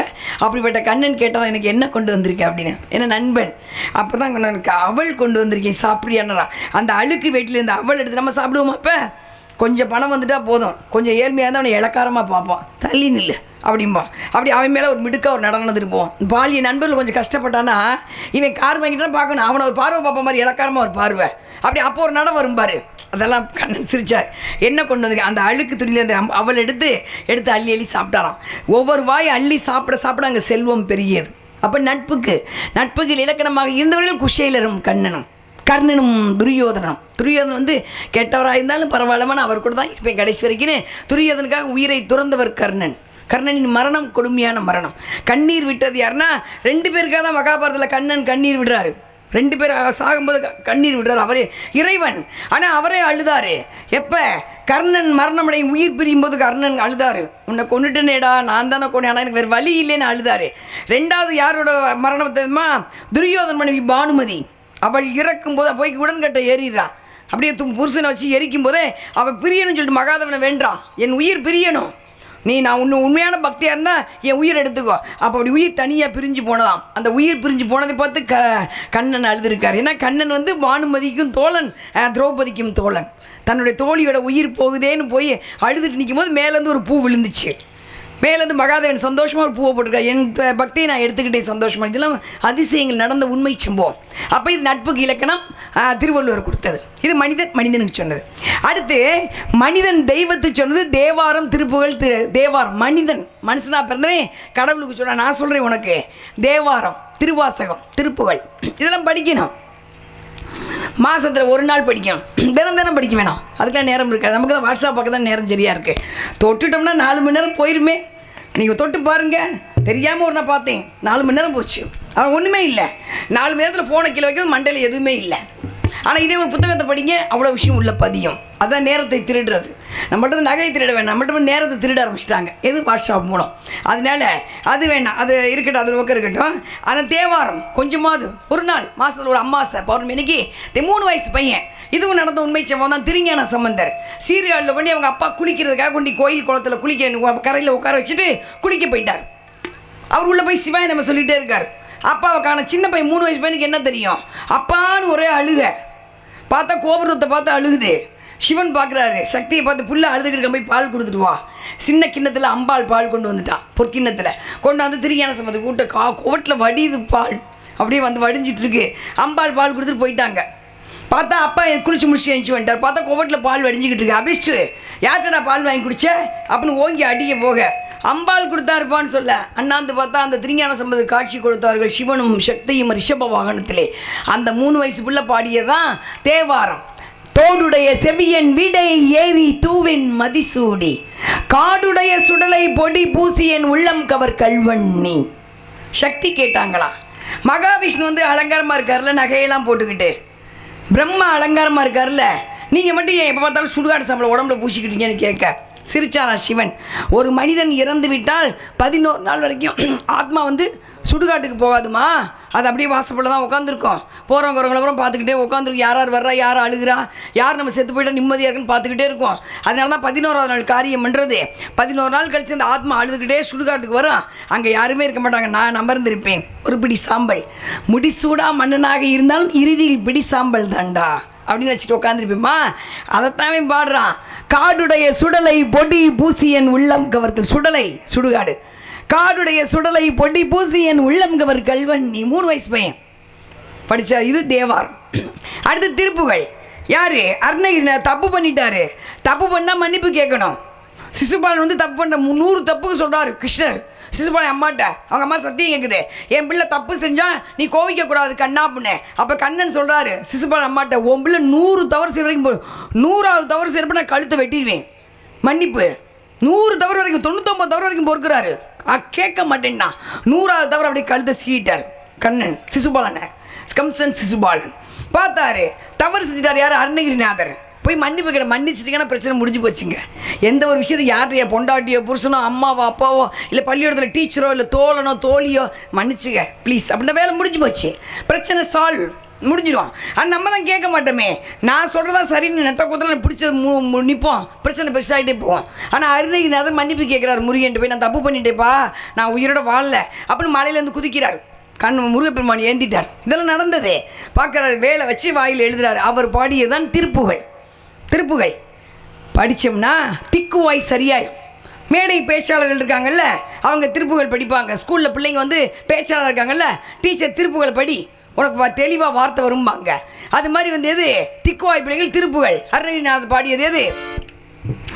முத்தை தருமத்தி திருநகை அத்திக்கு சக்தி சரவண முத்தி கொருவி துக்குருவரை என போதும்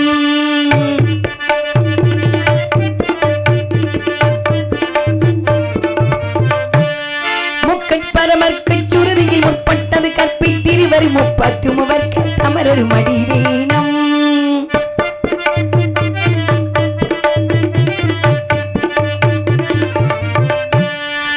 தளிரத்தை கனைகொடு ஒற்றை கிரிமத்தை பொருளொரு வட்டப்பகல் வட்டத்தில் இரவாக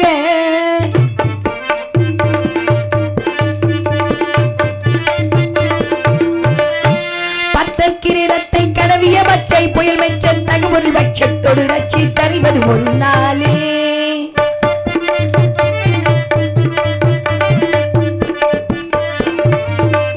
தித்தித்தைய ஒத்த பைபுறம் இட்ட பதம் வைத்து பைரவி கற்கடி கலிகொடி கழிகாட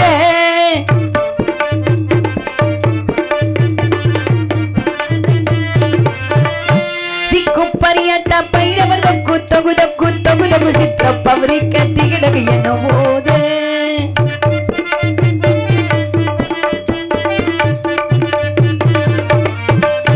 குத்துப்பறி கொட்ட கடமிசை குக்கு குகு குக்கு குத்தி புகை முக்கு பிடி என முதுகூகை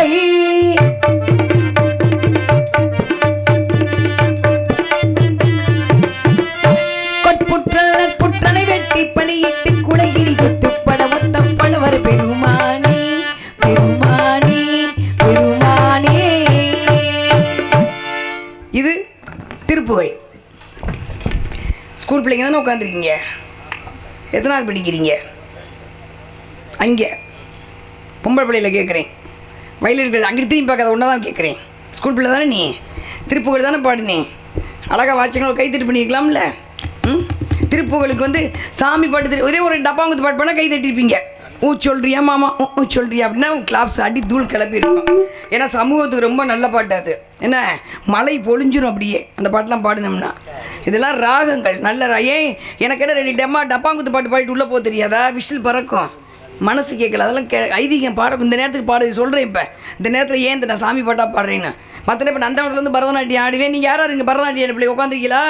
இப்போ அக்கா ஆடுவேன் பாருங்க பரதநாட்டியம் நந்தவனத்தில் வந்து.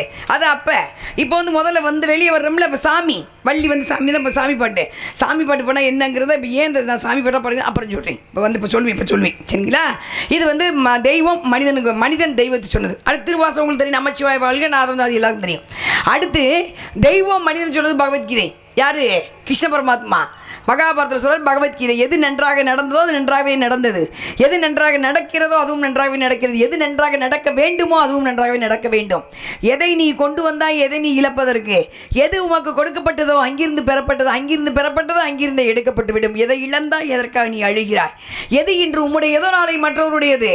அதற்கடுத்தால் வேறொருத்தர எதுவுமே நமக்கு சொந்தம் கிடையாது. நல்லா தெரிஞ்சுக்கங்க, எதுவுமே நமக்கு சொந்தம் கிடையாது. ஒரு மனிதன் இறந்து விட்டால் அவன் படுத்த பாய் தூக்கி எறியப்படும். அவன் புழங்கிய பொருட்கள் அடுத்தவங்களுக்கு தூக்கி எறியப்படும். குப்பையில் தூக்கி போட்டுருவாங்க, தூக்கி எறிஞ்சிடுவாங்க. அவங்க கட்டின துணி மணி எல்லாத்தையும் மூட்டையாக கட்டி கொண்டு எங்கே தூக்கி போட்டு ஆற்றுல தூக்கி போட்டு வந்துடுவாங்க. அவர்கள் பயன்படுத்திய பொருள் எதுவுமே வீட்டில் இருக்காது.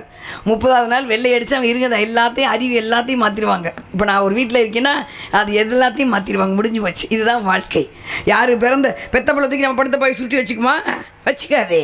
கூட பிறந்த பொண்டாட்டி நம்ம கட்டின வெட்டி தூக்கி வச்சுக்குவாளா? இல்லை, தூக்கி கொண்டு குப்பையில் போட்டு வந்துடுவாங்க. முடிஞ்சு போச்சு. இதுதான் வாழ்க்கை. இதுதான் கிருஷ்ண பரமாத்மா சொல்ற எது இன்று உம்முடையதோ நாளை மற்றவருடையது. அதான் முடிஞ்சு போச்சு. இது தெய்வம் மனிதனு சொன்னது. அடுத்து தெய்வத்தை சொன்னது ஓம்கிற பிரணவ பொருள். ஓம்கிற மந்திரம் இல்லாமல் இந்த பிரபஞ்சம் கிடையாது தான். ஓம்கிற மந்திரம் இல்லாமல் இந்த உலகம் கிடையாது, உலக இயக்கம் கிடையாது. ஓம்கிற மந்திரம் இல்லாமல் மனித பிறப்பு கிடையாது. ஓம்கிற மந்திரம் இல்லாமல் எதுவுமே கிடையாது. ஓம்கிற மந்திரத்தை எங்கேருந்து கொண்டு வந்துடும்? அடி வைத்திருந்து கொண்டு வந்துடும். இப்போ நீங்கள் எல்லாம் 2 சக்கரம் வண்டி 2 வீலர் வச்சுருப்பீங்க. 2 சக்கரம் ஜல்லுன்னு போவீங்க. 2 சக்கரம் நேராக இருந்தால் வீட்டுக்கு போகும் வண்டி, இல்லாட்டி வேறு எங்கேயா போயிடும். அது மாதிரி நமக்குள்ளே ஒரு 6 சக்கரம் இருக்குது. இந்த 6 சக்கரம் நேராக இருந்துச்சுன்னா ஆயில் விருத்தியாகவும் நோய் நொடி வராது. 6 சக்கரம் எது தெரியுமா? என்னக்கா உடம்புக்குள்ள சக்கரம் இருக்கா? எப்படிக்கா அப்படிம்பீங்க? தாமரை வடிவத்தில் இருக்கும். 6 இதழ் இருக்குல்ல, அது மாதிரி 6 சக்கரம். மூலாதாரம், சுவாதிஷ்டம், மணிப்புரகம், அநாகதம், விசுக்தி, ஆங்ஜை, சகசிரம். 6 சக்கரம். இந்த 6 சக்கரத்தை நேராகிறது ஓம்ங்கிற மந்திரம் தான், வேறு எதுவுமே கிடையாது. ஒரு நல்ல இந்த இங்கே ஆரம்பித்து இங்கே கொண்டா நிப்பாட்டணும். இந்த ஓம்ங்கிற மந்திரம் அப்படியே இருக்கட்டும். இப்போ நாடகத்துக்கு வந்துடலாம். சங்கரதாஸ் சுவாமி நாடகத்தை வச்சார். கச்சேரி எடுத்துக்கங்க. 3 லட்ச ரூபா கொடுத்தாலும் 1 மணி நேரம் முடிச்சுட்டு போயிட்டே இருப்பாங்க, ஒன்றும் பண்ண முடியாது, அவ்வளோதான். ஆனால் நாடகத்தை மட்டும் விடிய விடிய வச்ச சங்கரதாசாமி. ஏன் நீங்கள் நல்லா இருக்கணுங்கிறக்காக தான். அந்த வெட்டார் வழியில் உட்காந்துருக்கீங்கல்ல, பிரபஞ்சத்துலேருந்து மகரம் தூள் கொட்டும், அதுக்கு பேர் ஓப்பன் பிளேஸ் மெடிசன், அது உங்களுக்கு கிடைக்கணுங்கிறக்காக தான் சங்கரதாசாமி விடிய விடிய நாடகத்தை வச்சார். சரியாக 12லேருந்து 12 வள்ளி வெளியே வரணும், சாமி பாட்டு தான் பாடணும். ஏன் 12 மணிக்கு எல்லா ஊர்லேயும் கோயில் திறந்து மீதி அர்த்தஜாம பூஜை பண்ணுவாங்க. கோயிலில் பூசாரி வந்து தீப்பந்தத்தை எடுத்துக்கிட்டு அப்படியே ஊர்வலம் வருவார். இப்போ யார் செய்யுது? ஏன் தெரியுமா அப்படி பண்ணுவாங்க? பிரேதாத்மா ஊருக்குள்ளே வரக்கூடாதுங்கிறக்கா. பிரேதாத்மானா என்ன? மரணம் என்பது வேறு, கொலை என்பது வேறு, தற்கொலை என்பது வேறு, ஜீவ சமாதி வேறு. ஆனால் வந்து பிரேதாத்மாவுக்கு துர்மரணம். துர்மரணம்னா தீராத ஆசையோடு இறப்பவர்கள், ஆசை அவ்வளோ இருக்கும். துர்மரணம் கொடூர மரணம், அந்த அடைந்தவர்கள் ஆத்மா மேலே போகாது, அது சுற்றிக்கிட்டே தான் அலையும் பிரேதாத்மாவா. வந்து இப்போ இங்கே கூட நிற்கும், உங்கள் பக்கத்தோட உட்காந்துருக்கும், கண்ணுக்கு தெரியாது. கருட புராணம் புத்தகம் வாங்கி படிச்சிங்கன்னா தெரியும், அதில் ஒரு வெள்ளி தெளிவாக போட்டிருப்பாங்க. தட்டி பாருங்க. கருட புராணம் புத்தகம் படிச்சுன்னா 12 மணிக்கு 5 வெளியே நான் பகல் 12 மணிக்கு வெளியே போக மாட்டீங்க பயந்துக்கிட்டே. ஏன்னா உச்சி நேரத்தில் வந்து ஒட்டிச்சுன்னா போகாது, அது ஆசை தீரும் வரை நம்மளை விட்டு போய் தான் இருக்குது, கருட புராணத்தில் இருக்குது. அதனால தான் வள்ளி வந்து அந்த சாமி பாட்டு பாடுறது, சாமியை பற்றி புராணங்களை பற்றி பேசுவதே. ஒரு சாமி பாட்டை நீங்கள் முழுசாக கேட்டிங்கன்னா கோயிலில் கும்பாபிஷேகம் பண்ணதுக்கு சமம். ஒரு புராணத்தை முழுசாக கேட்டால் 100 பேருக்கு அன்னதானம் போடுறதுக்கு சமம். அதனால தான் சாமி பாட்டை பாடி உங்களை கேளுங்க தான். சாமி பாட்டு பாடும்போது பேசாதீங்க, ஏன்னா பிரேதாத்மா ஊருக்குள்ளே வரவே வராது. அக்கா எங்கள் ஊரில் யாரைப்படி சாகலக்கா போங்கக்கா நீங்கள் சொல்லலாம். வெளிநாட்டில் செத்த ஆத்மா கூட இந்த பிரேதாத்மா சுற்றிட்டு அலையும். இப்போ யாரும் இந்த அர்த்தஜாம பூஜை பண்ணுறது இல்லை. வள்ளி திருமணத்தில் வள்ளி வந்து ஊர் வரிக்காசை சம்பளமாக வாங்கிட்டு, வரிக்காசு தானே, கஷ்டப்பட்ட வரிக்காசு தானே, வரிக்காசை சம்பளமாக வாங்கிட்டு போகிறோம். இந்த ஊர் மக்கள் நல்லா இருக்கணும், மக்களுக்கு ஏதாவது நல்லது செய்வேன்ட்டு நான் மனசார சாமி பாட்டு பாடும்போது உங்கள் மனசுலேயும் சாமி பாட்டு தான் ஓடும். நீங்களும் சாமிக்கு அர்ச்சனை பண்ணதுக்கு சமம், பாலாபிஷேகம் பண்ணது எல்லாத்துக்கும் சமம். ஒரு சாமி பாட்டுக்கும் ஒரு புராண கதைக்கும் இவ்வளோ விஷயம் இருக்குது. அதனால் நம்ம ஊர் நல்லா இருக்கணுங்கிறதுக்காக அந்த ஓம்ங்கிற மந்திரத்தை கொண்டு வந்துடுவோமா? சிவனுக்கு பிடித்த ராகம் ரேவதி ராகம். ஒரு 5 பௌர்ணமி சாந்தியக்கா சொல்லிட்டு பண்ணு, நல்ல மொட்டை மாடி வீட்டில் உட்காந்து இந்த முத்திரை, இந்த 2 பேரில் மடக்கி ஒரு முத்திரை இப்படி ஞாபகம் கீழே வச்சு அப்படியே நிமிந்து உட்காந்து, தண்டு உடம்புலாம் இருக்கணும், நிமிந்து உட்காந்து ஓம்ங்கிற மந்திரத்தை இங்கே ஆரம்பிச்சிங்கன்னா நீ பாட்டுங்க செஞ்சு பாருங்க, 10 வயசு குறையும், பிரபஞ்ச சக்தி கிடைக்கும். கொண்டு வந்துருமா?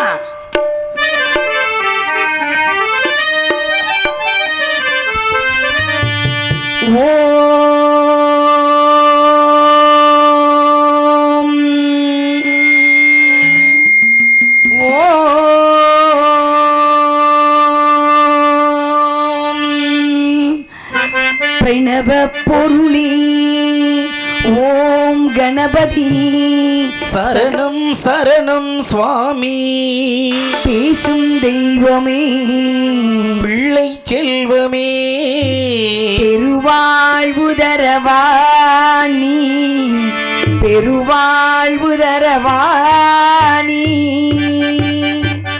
பிரணவ பொருளே ஓம் கணபதி சரணம் சரணம் சுவாமி, சுவாமி பேசும் தெய்வமே பிள்ளை செல்வமே, பெருவாழ்வு தரவாணி, பெருவாழ்வு தரவாணி.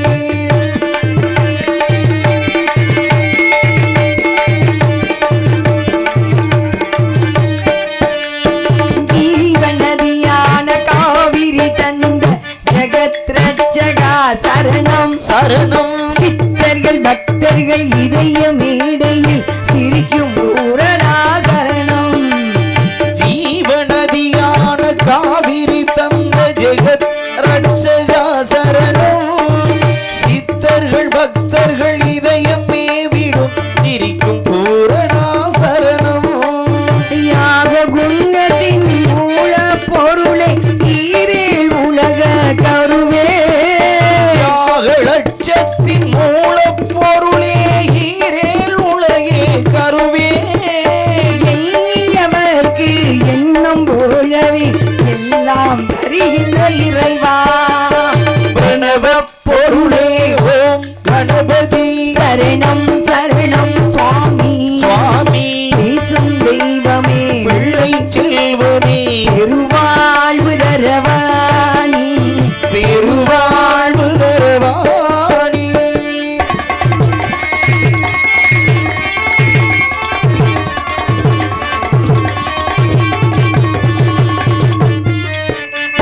மகாபாரதத்தை நிறுவி எழுதிய மந்திரமூர்த்தியே சரணம் சரணம், மழையாய் அருளாய் ஒளியாய்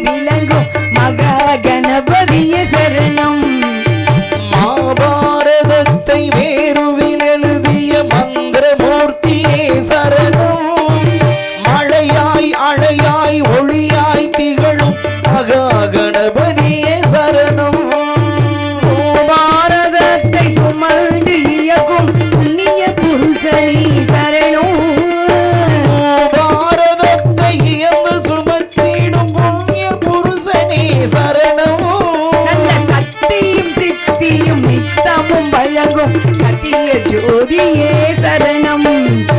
பிரணவ பொருளே ஓம் கணபதி சரணம் சரணம் சுவாமி சுவாமி பேசும் தெய்வமே பிள்ளை செல்வமே திருவாழ்வு தரவாணி திருவாழ்வு தருவாணி திருவாழ்வு தரவாணி.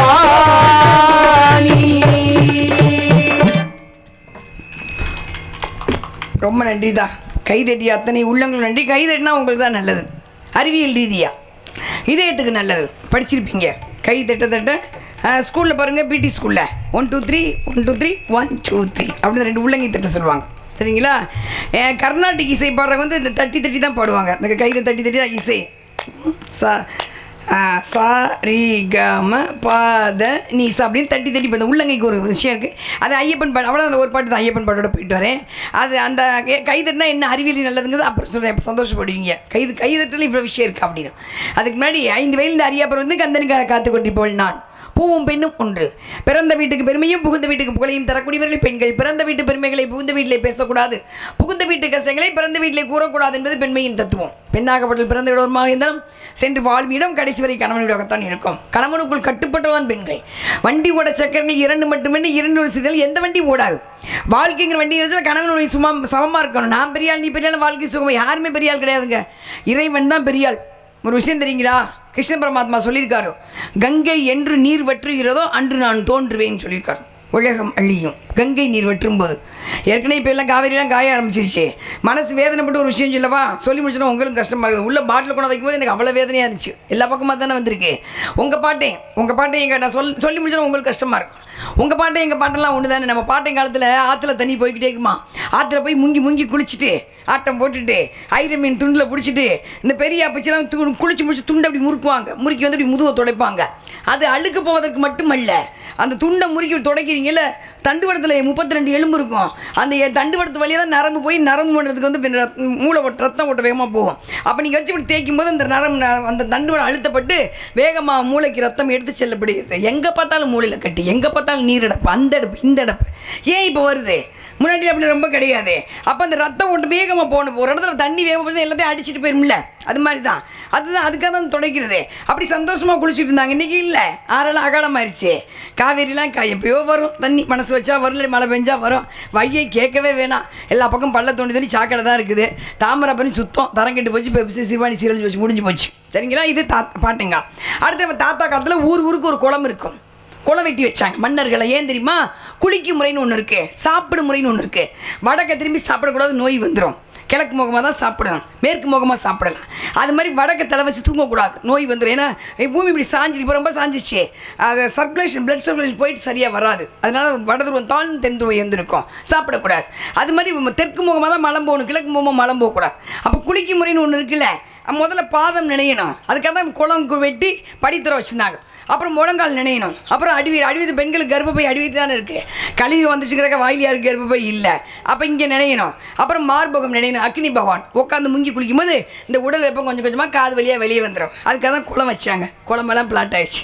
குளமெல்லாம் இல்லவே இல்லை, குறைஞ்சி போச்சு. அடுத்து நம்மளாம் அடுத்து வந்து அப்பார் காலம். நம்ம அப்பார் காலத்தில் ஊருக்கு ஒரு கேணி தான் இருக்கும், ஒரே ஒரு கேணி. அப்பத்தா போய் இல்லை தண்ணி அரைச்சிட்டு வந்து இடுப்பு கூட தலையில் வச்சு நடந்து வரும். நம்ம அப்பத்தா பார்க்கறதுக்கே அழகாக இருக்குது. அப்பச்சி பாப்பார் சாவடியில் உட்காந்துக்கிட்டு. பொண்டாட்டி 50 வயசு அது நான் கட்டுக்கொலையாமல் இருக்காளே அப்படின்னு பொண்டாட்டி ரசித்த காலம் இப்போ. இல்லைன்னா உடம்பு கட்டுக்கொலையாமல் இருக்கும். ஏன்னா கருது இருக்கிறது, களை வெட்டுறது, குனிஞ்சு கூட்டுறது. எதை கட்டுத்துறையை கூட்ட சொல்லுவாங்க. 10 வயசு பிள்ளை நாங்களாம் இருக்கும்போது அடிச்சு பிரட்டிடுவாங்க. போய் கட்டுத்துறையை கூட்டு. கட்டுத்துறை நாட்டு பசு மாடு கட்டியிருக்கோம். அப்போ அந்த பிள்ளை குனிஞ்சு கூட்டும் போது நாட்டு பசு மாடு சாணம் விடும்போது ஒரு காற்று வரும். அந்த காற்றை பெண்கள் சுவாசித்தால் கர்ப்பப்பையில் நீர் கட்டி வர இன்னைக்கு ஆராய்ச்சி போட்டிருக்காங்க. இன்னைக்கு ஆராய்ச்சி போட்டிருக்காங்க. ஆனால் அன்றைக்கி நம்ம தாத்தா பாட்டி கட்டுத்துறை கூட்ட சொன்னாங்க. கட்டுத்துறையும் இல்லை, நாட்டு பசு மாடும் இல்லை. பாதி பெண்கள் கர்ப்பப்பையில் கட்டி தான் இருக்குது, வேறு எதுவுமே இல்லை. சரிங்களா? முடிஞ்சு போச்சு. அடுத்து வந்து இது கேணி காணாமையே போயிடுச்சு. அடுத்து தண்ணி இறக்கணும், விழாலும் வலுவடையும். அது மாதிரி இழுத்து அம்மி இறக்கணும். மார்பகம் இறங்காது, குனிஞ்சு கூட்ட அடிவேறு விழுகாது. உரலை உருட்டுறது போட்டு ஒரு அடி அரிசி மாவுக்கு இடை சின்னதாக எந்திரமாக பெண்கள் வேலை செஞ்சாங்க. எந்திரம் இல்லாமல் அழகாக இருந்தாங்க. எந்திரம் என்னைக்கு விட்டது, பொம்பளை எந்திரம் ஆகிட்டான், முடிஞ்சு போச்சு. அடுத்து கேணி காணாமல் போச்சு. நம்மளாம் சின்ன பிள்ளையா இருக்கும்போது அங்கங்கே அடிவைப்பு இருக்கும், அடித்து தண்ணி குடிச்சிட்டு போவோம். இப்போ எதில் குடிக்கிறீங்க? வாட்டர் பாட்டில் குடிக்கிறீங்க. அடுத்து என்ன செய்ய போகிறீங்க? இந்த உட்காந்துட்டு இந்த பிள்ளைங்க இதில் 20 வயசு இப்போ வாட்டர் பாட்டில் வந்துருச்சு. அடுத்து என்ன இருக்குது? எதில் குடிக்க போகிறோம்? காதில் இருக்க ஒரு ஒன்றோட்டை அவுத்து கொடுத்துட்டு ஒரு குடம் தண்ணி வாங்கி பிள்ளைகளுக்கு கொடுக்குற சூழ்நிலை வரும். அப்படி ஒரு சூழ்நிலை வராமல் இருக்கணும்னா இப்போ இருந்தே எல்லோரும் மனசு வச்சு எல்லாரும் யூடியூப்பில் எடுக்கிற என்னோட அன்பு ரசிகர்கள் பார்த்துக்கிட்டு இருக்க எல்லா ரசிகர்கள் எல்லா ஊருக்காரங்களும் எல்லாரும் மனசு வச்சு வரும் மழைநீரை சேகரித்து மரங்களை பாதுகாத்து இருக்கிற தண்ணீரை சிக்கனமாக பயன்படுத்தினால் மட்டுமே இனி வரும் சந்ததிகள் வாழ்வார்கள். எல்லார்ட்டையும் பணம் இருக்குங்க, எல்லார்ட்டையும் நகை இருக்குது. நீரின்றி அமையாத உலகு. நான் அந்த கற்றுக்கத்திலே உள்ளே போய் ஒரு டீ குடிக்கல, ஒரு டம்ளர் தண்ணி குடிக்கணும். ஒரு 100 ரூபா கடத்துக்கு முழுங்க முடியுமா? நல்லாவா இருக்கும்? நான் பணத்தை பார்த்தா ஆசையாக தான் இருக்கணும், சாப்பிட முடியாது, தண்ணி தான் குடிக்கணும். அதெல்லாம் உங்கள் வாழ்க்கை உங்கள் கையில். போயிட்டு வரேன். ஆமாம், முடிஞ்சளவு சாமியை கும்பிட்டுக்கோங்க நல்லபடியாக. ஏன்னா இறைவன் இல்லாமல் யாருமே கிடையாது. நான் மகாபாரதம் இந்த வரட்டும், நீங்கள் நேரத்தில் வரட்டும். நான் மிக அழகாக பாடக்கூடியவர், மிக அழகாக பேசக்கூடிய அப்பா வந்திருக்காங்க. அவர்கள் நிறைய விவாதம், மகாபாரதத்தை பற்றி நிறைய விவாதம். ஏன்னா இன்றைக்கி கிருஷ்ண பரமாத்மா இதயம் துடிச்சிக்கிட்டு தான் இருக்குது. அதிசயம் எங்கே? பூரி ஜெகநாத் கோயிலில், ஒடிசா மாநிலத்தில். கிருஷ்ணர் மகாபாரதம் முடிஞ்சோன்னா கிருஷ்ணன் கொண்டுட்டாங்க. ஒரு வேடன் அம்பெய்தி பாதத்தில் வச்சு கொண்டுட்டாரு. அப்போ கிருஷ்ணனை வச்சு எரிக்கிறாங்க. எரிச்சா அந்த உடம்பை எரிக்க கூட வர்ணம் முடியல. அப்படி மழை வந்துருச்சு. பாதி உடம்பு எரிஞ்சு எரியாமல் அந்த வேடன் போய் பார்த்தா உள்ள இதயம் துடிச்சிக்கிட்டு இருந்திருக்கு. அந்த இதயத்தை அப்படி ஒரு மரப்பள்ளியில் வச்சு அப்படி அனுப்பிச்சி விட்டார். அது எங்கே போச்சுன்னா ஒடிசா மாநிலம். அங்கே போய் அங்கே தான் இன்றைக்கி பூரி ஜெகநாதர் கோயிலில் இருக்கார். பூரி ஜெகநாதரா உள்ளே இருக்க 12 வருஷத்துக்கு ஒரு தடவை இதயத்தை மாற்றி மாற்றி வைப்பாங்க. இதெல்லாம் உண்மை. அங்கே இன்னொரு விசேஷம்னா எத்தனை பேர்த்துக்கு சமைச்சாலும் அந்த சாப்பாடு மிச்சம் வராது, பத்தாமல் போதான். ஒரு 20,000 பேருக்கு சமைச்சாலும் 40,000 பேரும் அதை சோறு பத்தாமல் போகாதான். 10,000 பேர் தான் சார் மிச்சமாகாதான். அது ஒரு அதிசயம், அந்த கோயிலோட அதிசயம். அடுக்கு மேலே சமைப்பாங்க, அடிப்பான வேகாது மேல் வந்துக்கிட்டு இருக்குமா. நிறைய அதிசயம். பூரி ஜெகநாத் கோயில் கிருஷ்ண பரமாத்மாவே அரிசி, அந்த கண்ணபுரானே அதிசயம் தானே. அதனால ஒரு ஐயப்பன் பட்டை பாடிட்டு போயிட்டுருவாப்பா. இருமுடிதாங்கி ஒரு மனதாகி குருவெனவே வந்தோ இருவினை தீர்க்கும் யமனையும் வெல்லும் திருவடியை காண வந்தோ.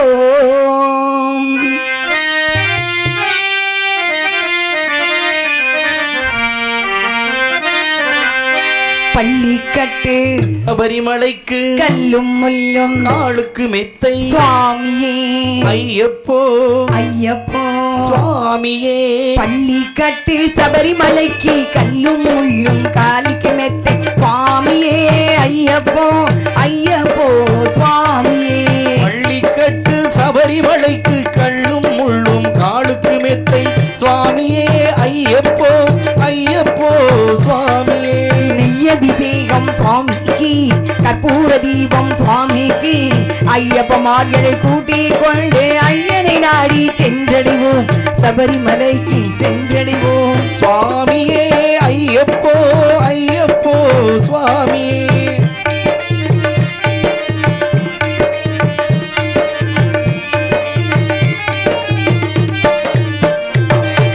கார்த்திகை மாதம் மாழையணிந்து நேர்த்தியாகவே விரதம் இருந்து பார்த்த சாரதி உன் மைந்தனையே உன்னை பார்க்க வேண்டிய தபம் இருந்து பார்த்த சாரதியின் மைந்தனே உன்னை பார்க்க வேண்டிய தவம் இருந்தோ. திருமுடி எடுத்து எரிமேலி வந்து ஒரு மனதாகி பேட்டை துண்ணி அருமை நண்பரா பாபரை தொழுது ஐயனை நாடி சென்றடைவோம். சுவாமியே ஐயப்போ ஐயப்போ சுவாமியே. இந்த ஐயப்பன் பாட்டு எல்லாருக்கும் தெரியும். ஏன்னா மகாவிஷ்ணுவே பெண் வடிவம் எடுத்து சிவனோடு தான் வந்தவர் தான் ஐயப்பன். எல்லாருக்கும் தெரியும். ஐயப்பனுக்கு எல்லாம் மாலை போட்டிருப்பீங்க வருஷத்தில் ஒரு நிறையாது. ஏன் கார்த்திகை மாதம் நான் இது தினம் பதிய வைக்கிறேன். ஏன் தெரியுங்களா, நிறையா கூட ஒருத்தர் யூடியூப்பில் கேட்டார், ஏக்கா நீங்கள் பாடின பாட்டையே பாடுறீங்க சொன்ன வேறு பதிய வைக்கிறேன். புதுசாக வேறு விஷயம் பேசல நிறையா தான் இருக்குது. நிறைய சினிமா பாட்டு நிறைய பாடுறதுக்கு ஆட்கள் இருக்காங்க. நான் பதிய வைக்கிறது கல்வெட்டுக்கள் மாதிரி பதிய வைக்கிறேன். அவ்வளோ வேறு வழியே இல்லை. ஏன் கைத்தட்டு எதுக்கு ஐயப்பனுக்கு மாலை போட வச்சாங்க? கார்த்திகை மாதம்னா குளிரும். கார்த்திகை மாதம் அதிகமாக குளிரும். அது இந்த வருஷம் ரொம்ப குளிரும். அப்போ குளிரும் போது பிரித்து வச்சாங்க. 48 நாளைக்கு மாலை போட்டு புருஷன் போட்டு ஒன்றா தூங்குற நேரம் போர்வைக்குள்ள 2 பேரையும் மாலை போட்டு பிரித்து வச்சாங்க. ஏன்? நீங்கள் நல்லா இருக்கணுங்கிறக்காக தான். இந்த ஐயப்பன் பாட்டில் ஒரு ஆணோட வாழ்க்கையை முழுசாக அடங்கியிருக்கு. நான் சொல்கிறேன், நீங்கள் கேட்டுக்குங்க. ஏன் கை தட்டி என்னங்கிறத ஒன்று வேணாம். கார்த்திகை மாதம் நம்ம சாப்பிட்றோம்ல சாப்பாடு, நண்டை சாப்பிடு, மீனை சாப்பிடு, கறியை சாப்பிடு, கோழியை சாப்பிடு, அதை சாப்பிடு, இதை சாப்பாடு இல்லைன்னா ஒரு வீட்டிலேருந்து எனக்கு ரசம் சோறு வந்துச்சு. உண்மையிலே நல்லா இருந்துச்சு தான். யார் கொண்டு வந்து கொடுத்தீங்கன்னு தெரியாது. ஆனால் உண்மையிலே ரசம் நல்லா இருந்துச்சு. வெறும் ரசம் மட்டும் தான் கொடுத்து கொடுத்தாங்க. ஆனால் அதில் அவ்வளோ ஒரு டேஸ்ட் நல்லா இருந்துச்சு. நான் கடை சாப்பாடுலாம் சாப்பிட மாட்டேன். பட்னியாக கிடந்து நாடகம் போனாலே கடையில் சாப்பிடவே மாட்டேன். ஏன்னா எல்லாம் அஜினோமோட்டோ.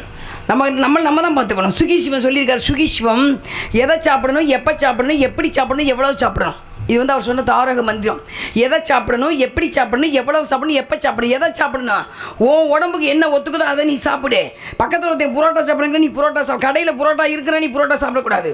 உனக்கு எது உன் உடம்புக்கு எது பழகிருக்கோ அதை சாப்பிடு. எதை சாப்பிடணும் அதை தான் சாப்பிடணும். எப்படி சாப்பிடணும், 32 தடவை மென்று சாப்பிடணும். ஒரு வாய் சாப்பாடு எடுத்து வச்சா 32 தடவை மெல்லணும். அப்போ தான் அந்த உமிழ் நீர் வந்து சுரந்து உள்ள போய் அமிர்தமாக மாறும். 32 தடவை மெல்லணும். எப்படி சாப்பிடணும், எவ்வளவு சாப்பிடணும், அரை வயிறு தான் சாப்பிடணும். கிடச்சிங்க இது மட்டும் வரைக்கும் சாப்பிடக்கூடாது, செத்து தொலைஞ்சிருவான். அதனால அரை வயிறு எவ்வளோ சாப்பிடணும், எப்போ சாப்பிடணும், பசிக்கும் போது மட்டுமே சாப்பிடணும். தோழிகள் கூட்டிகிட்டு போனாங்கன்னு கடையில் போய் பசிக்காமல் உட்காந்து சாப்பிடக்கூடாது. இதெல்லாம் வந்து சாப்பாட்டு முறை. அப்போ எனக்கு எது பிடிக்குதோ அதை சாப்பிடுவேன். கடையில் நான் சாப்பிடவே மாட்டேன். கொலைப்பட்டினியாக கூட சாப்பிட மாட்டேன் கடையில். அது மாதிரி எனக்கு இதெல்லாம் சாப்பாட்டு விகித முறைகள். நான் இப்போ நம்ம சாப்பிட்றோம்ல சாப்பாடு, அது வந்து ஜீரணமாக்குறாங்கல்ல, ரத்தம் தனியாக மனம் தனியாக சிறுநீரை வேறு பிரிக்கிறாங்கல்ல ஜீரண உறுப்புகள். அவங்க கார்த்திகை மாதம் அதிகமாக வேலை செய்ய மாட்டாங்க. சித்திரை மாதம் பாருங்க வேர்க்கும், சிறுநீர் போகாது. மார்கழி மாதம் சிறுநீர் அதிகமாகவும் வேர்க்காது. இது உடல் மாற்றம். அது மாதிரி கார்த்திகை மாதம் அந்த ஜீரண உறுப்புகள் வேலை செய்யாது, அதிகமாக வேலை செய்யாது. பார்த்தாங்க சித்தர்கள் 40 நாளைக்கு மாலையை போட்டு அசைவத்தை நிப்பாட்டினாங்க. அசைவம் சாப்பிடணும் உடம்பு சுத்தமாக இருக்கும், வேர்வை மணக்கும். 40 நாளைக்கு மாலை போட்டோம்னா பொய் பேச மாட்டோம், கோவம் வராது. மாலை போட்டு பொய் பேச வைக்காது. அப்போ ஆன்மா சுத்தமாயிரும். 40 நாளைக்கு 4:30 மணிக்கு எஞ்சி குளிப்பீங்க. வெள்ளனா பிரம்ம முகூர்த்த நேரம். சரஸ்வதி எழுந்து இப்போ புரட்டை படிக்க நேரங்கிறது புராணம். ஆனால் வித்தியாலை 4:30 மணிக்கு மேலே பிரபஞ்சத்திலேருந்து 2 வகை காற்று கீழே இறங்க ஆக்சிஜன்.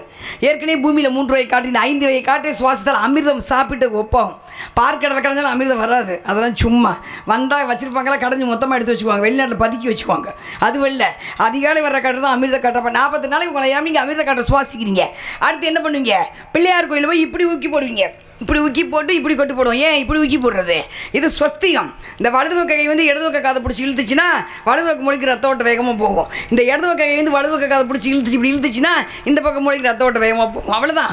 உட்காந்து தோப்புக்கிறவங்க முழங்கால் வலி வராது. அரச மரத்து பழத்தை எடுத்து விளக்கமாத்து குச்சியில் குட்டி அந்த காலத்தில் சாப்பிடுவாங்களாம். குழந்தை பேர் அவ்வளோ இருந்துச்சு. இப்போ எங்கே அதை தட்டி அவன் விற்றுக்கிட்டு இருக்கான் 120 ரூபாய்க்கு அத்திப்பழத்தையும் அரசம்பழத்தையும். அதை நம்ம வாங்கி திங்கிறது கிடையாது. நம்ம தான் பீஸா பர்கர் சாப்பிட ஆரம்பிச்சிட்டோமே, ஒரு பிரயோஜனம் இல்லாமல் முடிஞ்சு போச்சு. அப்போ என்ன பண்ணுவீங்க, அப்போ கும்பிட்டு இப்படி கொட்டிங்க. அப்போ அந்த இடத்துல வந்து ஆக்சிஜன் உங்களுக்கு அதிகமாக கிடைக்கும். அடுத்து நெத்தியில் குங்குமம், மாலை போட்டால் தான் குங்குமம் வைக்கிறது. குங்குமம் வச்சாங்கன்னு பொம்பளை பிள்ளை நெத்தியில் ஒரு அவசியம் மத்தியில் அந்தளவு முட்டு நெத்தியில் குங்குமம் வச்சா கணவன் நாள் நீடிக்கும் போது புராணம். 2வது நெத்தியில் கல்யாணம் பிள்ளைங்க இங்கே வைக்கணும். இங்கே மகாலட்சுமி நிரந்தரமாக தங்கியிருப்பா. அங்கே குங்குமம் வச்சு புருஷன் அனுப்பிச்சுன்னா போன கரையை சுகமாகும். 2வது 3வது நெத்தியில் குங்குமம் வச்சா கெட்ட சக்தி பக்கத்தில் வராது. 4வது நெத்தியில் குங்குமம் தான் மெஸ்மரிசம் எதுக்கும் கட்டுப்பட மாட்டீங்க, எந்த சக்தியும் கட்டுப்பட மாட்டீங்க. 5வது நெத்தியில் குங்குமம் வச்சு சூரியன் பார்த்தீங்கன்னா சூரியன் புறவதாக்கத்தில் விட்டமின் டி கிடைக்கும். 2 ரூபா குங்குமம் தான் எவ்வளோ வேலை செய்யுது. எங்கே வைக்கிற ஒட்டுப்பட்டா வச்சு வாழ்க்கையை ஒட்டாமல் போயிடுச்சு. அடுத்து என்ன பண்ணுறேன், இப்போ வரேன் கை தட்டுறதுக்கு. சாயந்தரம் ஆகிட்டா கை தட்டி பஜனை பாடுவீங்க. உள்ளங்கையில் காந்த சக்தி இருக்குது. உள்ளங்கையில் பாருங்கள், இது ஆயில் ரகம். இது இங்கே வரைக்கும் வந்துருந்துச்சுன்னா ஆயில் அதிகமாகும். ஆண்களுக்கு பெண்களுக்கு இந்த கை இதில் தான் குங்குமம் தருவா. திருநீர் வாங்கி இப்படி தொட்டு இப்படி தான் பூசணும். இப்படி கொட்டி இங்கே கொட்டிலாம் பூசக்கூடாது. கொஞ்சம் வாங்கி இப்படி தொட்டு இப்படி பூசணும். உள்ளங்கையில் தான் வந்து ரேகை பார்ப்பாங்க, ஜாதகம் பார்ப்பாங்க. மகாலட்சுமி பாருங்க, மகாவிஷ்ணு காலம் அம்மிக்கிட்டே ஏன் பூசணை காக்கா பிடிக்கிறதுக்கா என்ன பார்த்தா அப்போத்தான் அந்த காலத்தில் அம்மிப்பாங்க. இப்போ அவங்க தூக்கி போட்டு வச்சுப்பாங்க. அது வேறு விஷயம். அது வேற ஒன்றும் இல்லை. ஆண்களுக்கு எண்ட கால் கீழே சனி பகவான் இருப்பார். பெண்கள் இங்கே சுக்கிரன் இருப்பாங்க. சனிக்கும் சுக்கிரனுக்கு ஆகாது. வச்சு அமுக்குனா முடிஞ்சு வச்சு. இது புராணம். ஆனால் அறிவியல் ரீதியாக ரத்த ஓட்டம் இதயத்துக்கு போயிட்டு வச்சு உள்ளங்கையில் அமுக்கும் போது இந்த காந்த சக்தி வேகமாக ரத்தம் திருப்பி அனுப்படும். எவ்வளோ வெளிச்சியாக இருக்குது. அடுத்து வந்து என்ன, உள்ளங்கை தட்டி இப்படி 2 கை தட்டி இந்த காந்த சக்தி இங்கே தான் போகணும். அப்போ கை எடுத்துக்கும் நம்ம பழக்கம், கை கொடுக்க நம்ம பழக்கம் கிடையாது. அதனால 2 கை நீங்கள் தட்ட என்னாகும், 2 பக்கம் காந்த சக்தி சேர்ந்து இதயத்துக்கு வேகமாக ரத்தம் எடுத்து செல்லப்படுகிறது. ஒரு நாளைக்கு 1,52,000 இதயம் துடிக்குது. அந்த துடிக்கிற இதயத்துக்கு இப்படி துடிக்கிற இதயத்துக்கு ரத்தம் வேகமாக போகிறதுக்கு கை தட்ட என்னாகும், இதயத்துக்கு ரத்தம் எடுத்து செல்லப்படுது. அதனால தான் உங்களை கைதட்டு சொன்னேன். அதனால தான் பஜனை பாடி கைதட்டி பஜனை பாடுவாங்க. அப்போ எல்லாம் முடிஞ்சு போச்சு. அடுத்து 40 நாளைக்கு வீரியம். ஆண்களுக்கு அடிவயத்தில் லிங்கமாக மாறிடும். அதோட பழனிக்கு போவீங்க, அதோட ஐயப்பன் கோயிலுக்கு போவீங்க. அது அப்படியே வந்து என்ன போட தங்கமாக மாறிடும். அப்படியே வீட்டுக்கு வந்தீங்கன்னா எந்த நோயும் எதிர்க்கக்கூடிய சக்தி அந்த வீரிய லிங்கத்துக்கு உண்டுன்னு இருக்குது. அப்போ கார்த்திகை மாதம் மாலை கூட இவ்வளோ விஷயம் இருக்குது. இப்போ கைதட்டினா யாருக்கு நல்லது, உங்கள் இதயத்துக்கு நல்லது. அவ்வளோதான். அழுதை ஏற்றம் ஏறும்போது அரிகரன் மகனை தூத்து செல்வார்.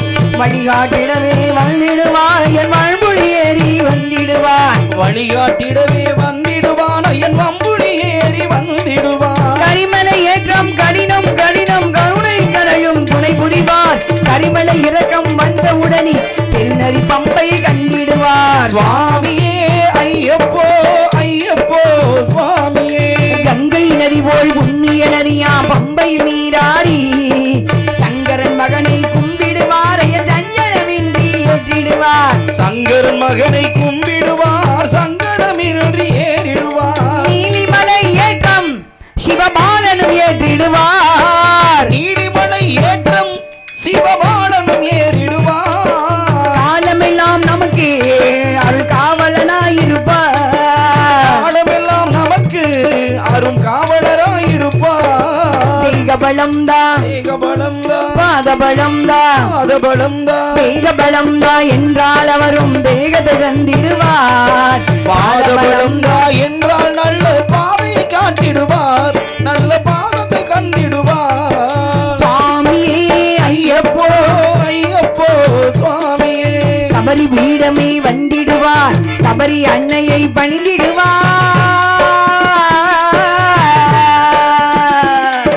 சரங்குத்தியாரில் கன்னிமார்களும் சரதினை போட்டு வணங்கிடுவார் சபரிமலைக்கு சென்றிடுவார் 18 படி மீது ஏறிடுவோம் கதி என்று அவனை சரணடைவோ மதிமுகம் கண்டே மயங்கிடுவார் ஐயனை துதிக்கையிலே தன்னையே மறந்திடுவார் பள்ளி கட்டு சபரிமலைக்கு கள்ளும் முள்ளும் காலுக்கு மெத்தை சுவாமியே ஐயப்போ ஐயப்போ சுவாமியே பள்ளி கட்டு சபரிமலைக்கு கள்ளும் முள்ளும் காலுக்கு மெத்தை சுவாமியே ஐயப்போ ஐயப்போ சுவாமியே சரணம் சரணம் ஐயப்பா சுவாமி சரணம் ஐயப்பா சரணம் சரணம் ஐயப்பா சுவாமி சரணம் ஐயப்பா சரணம் சரணம்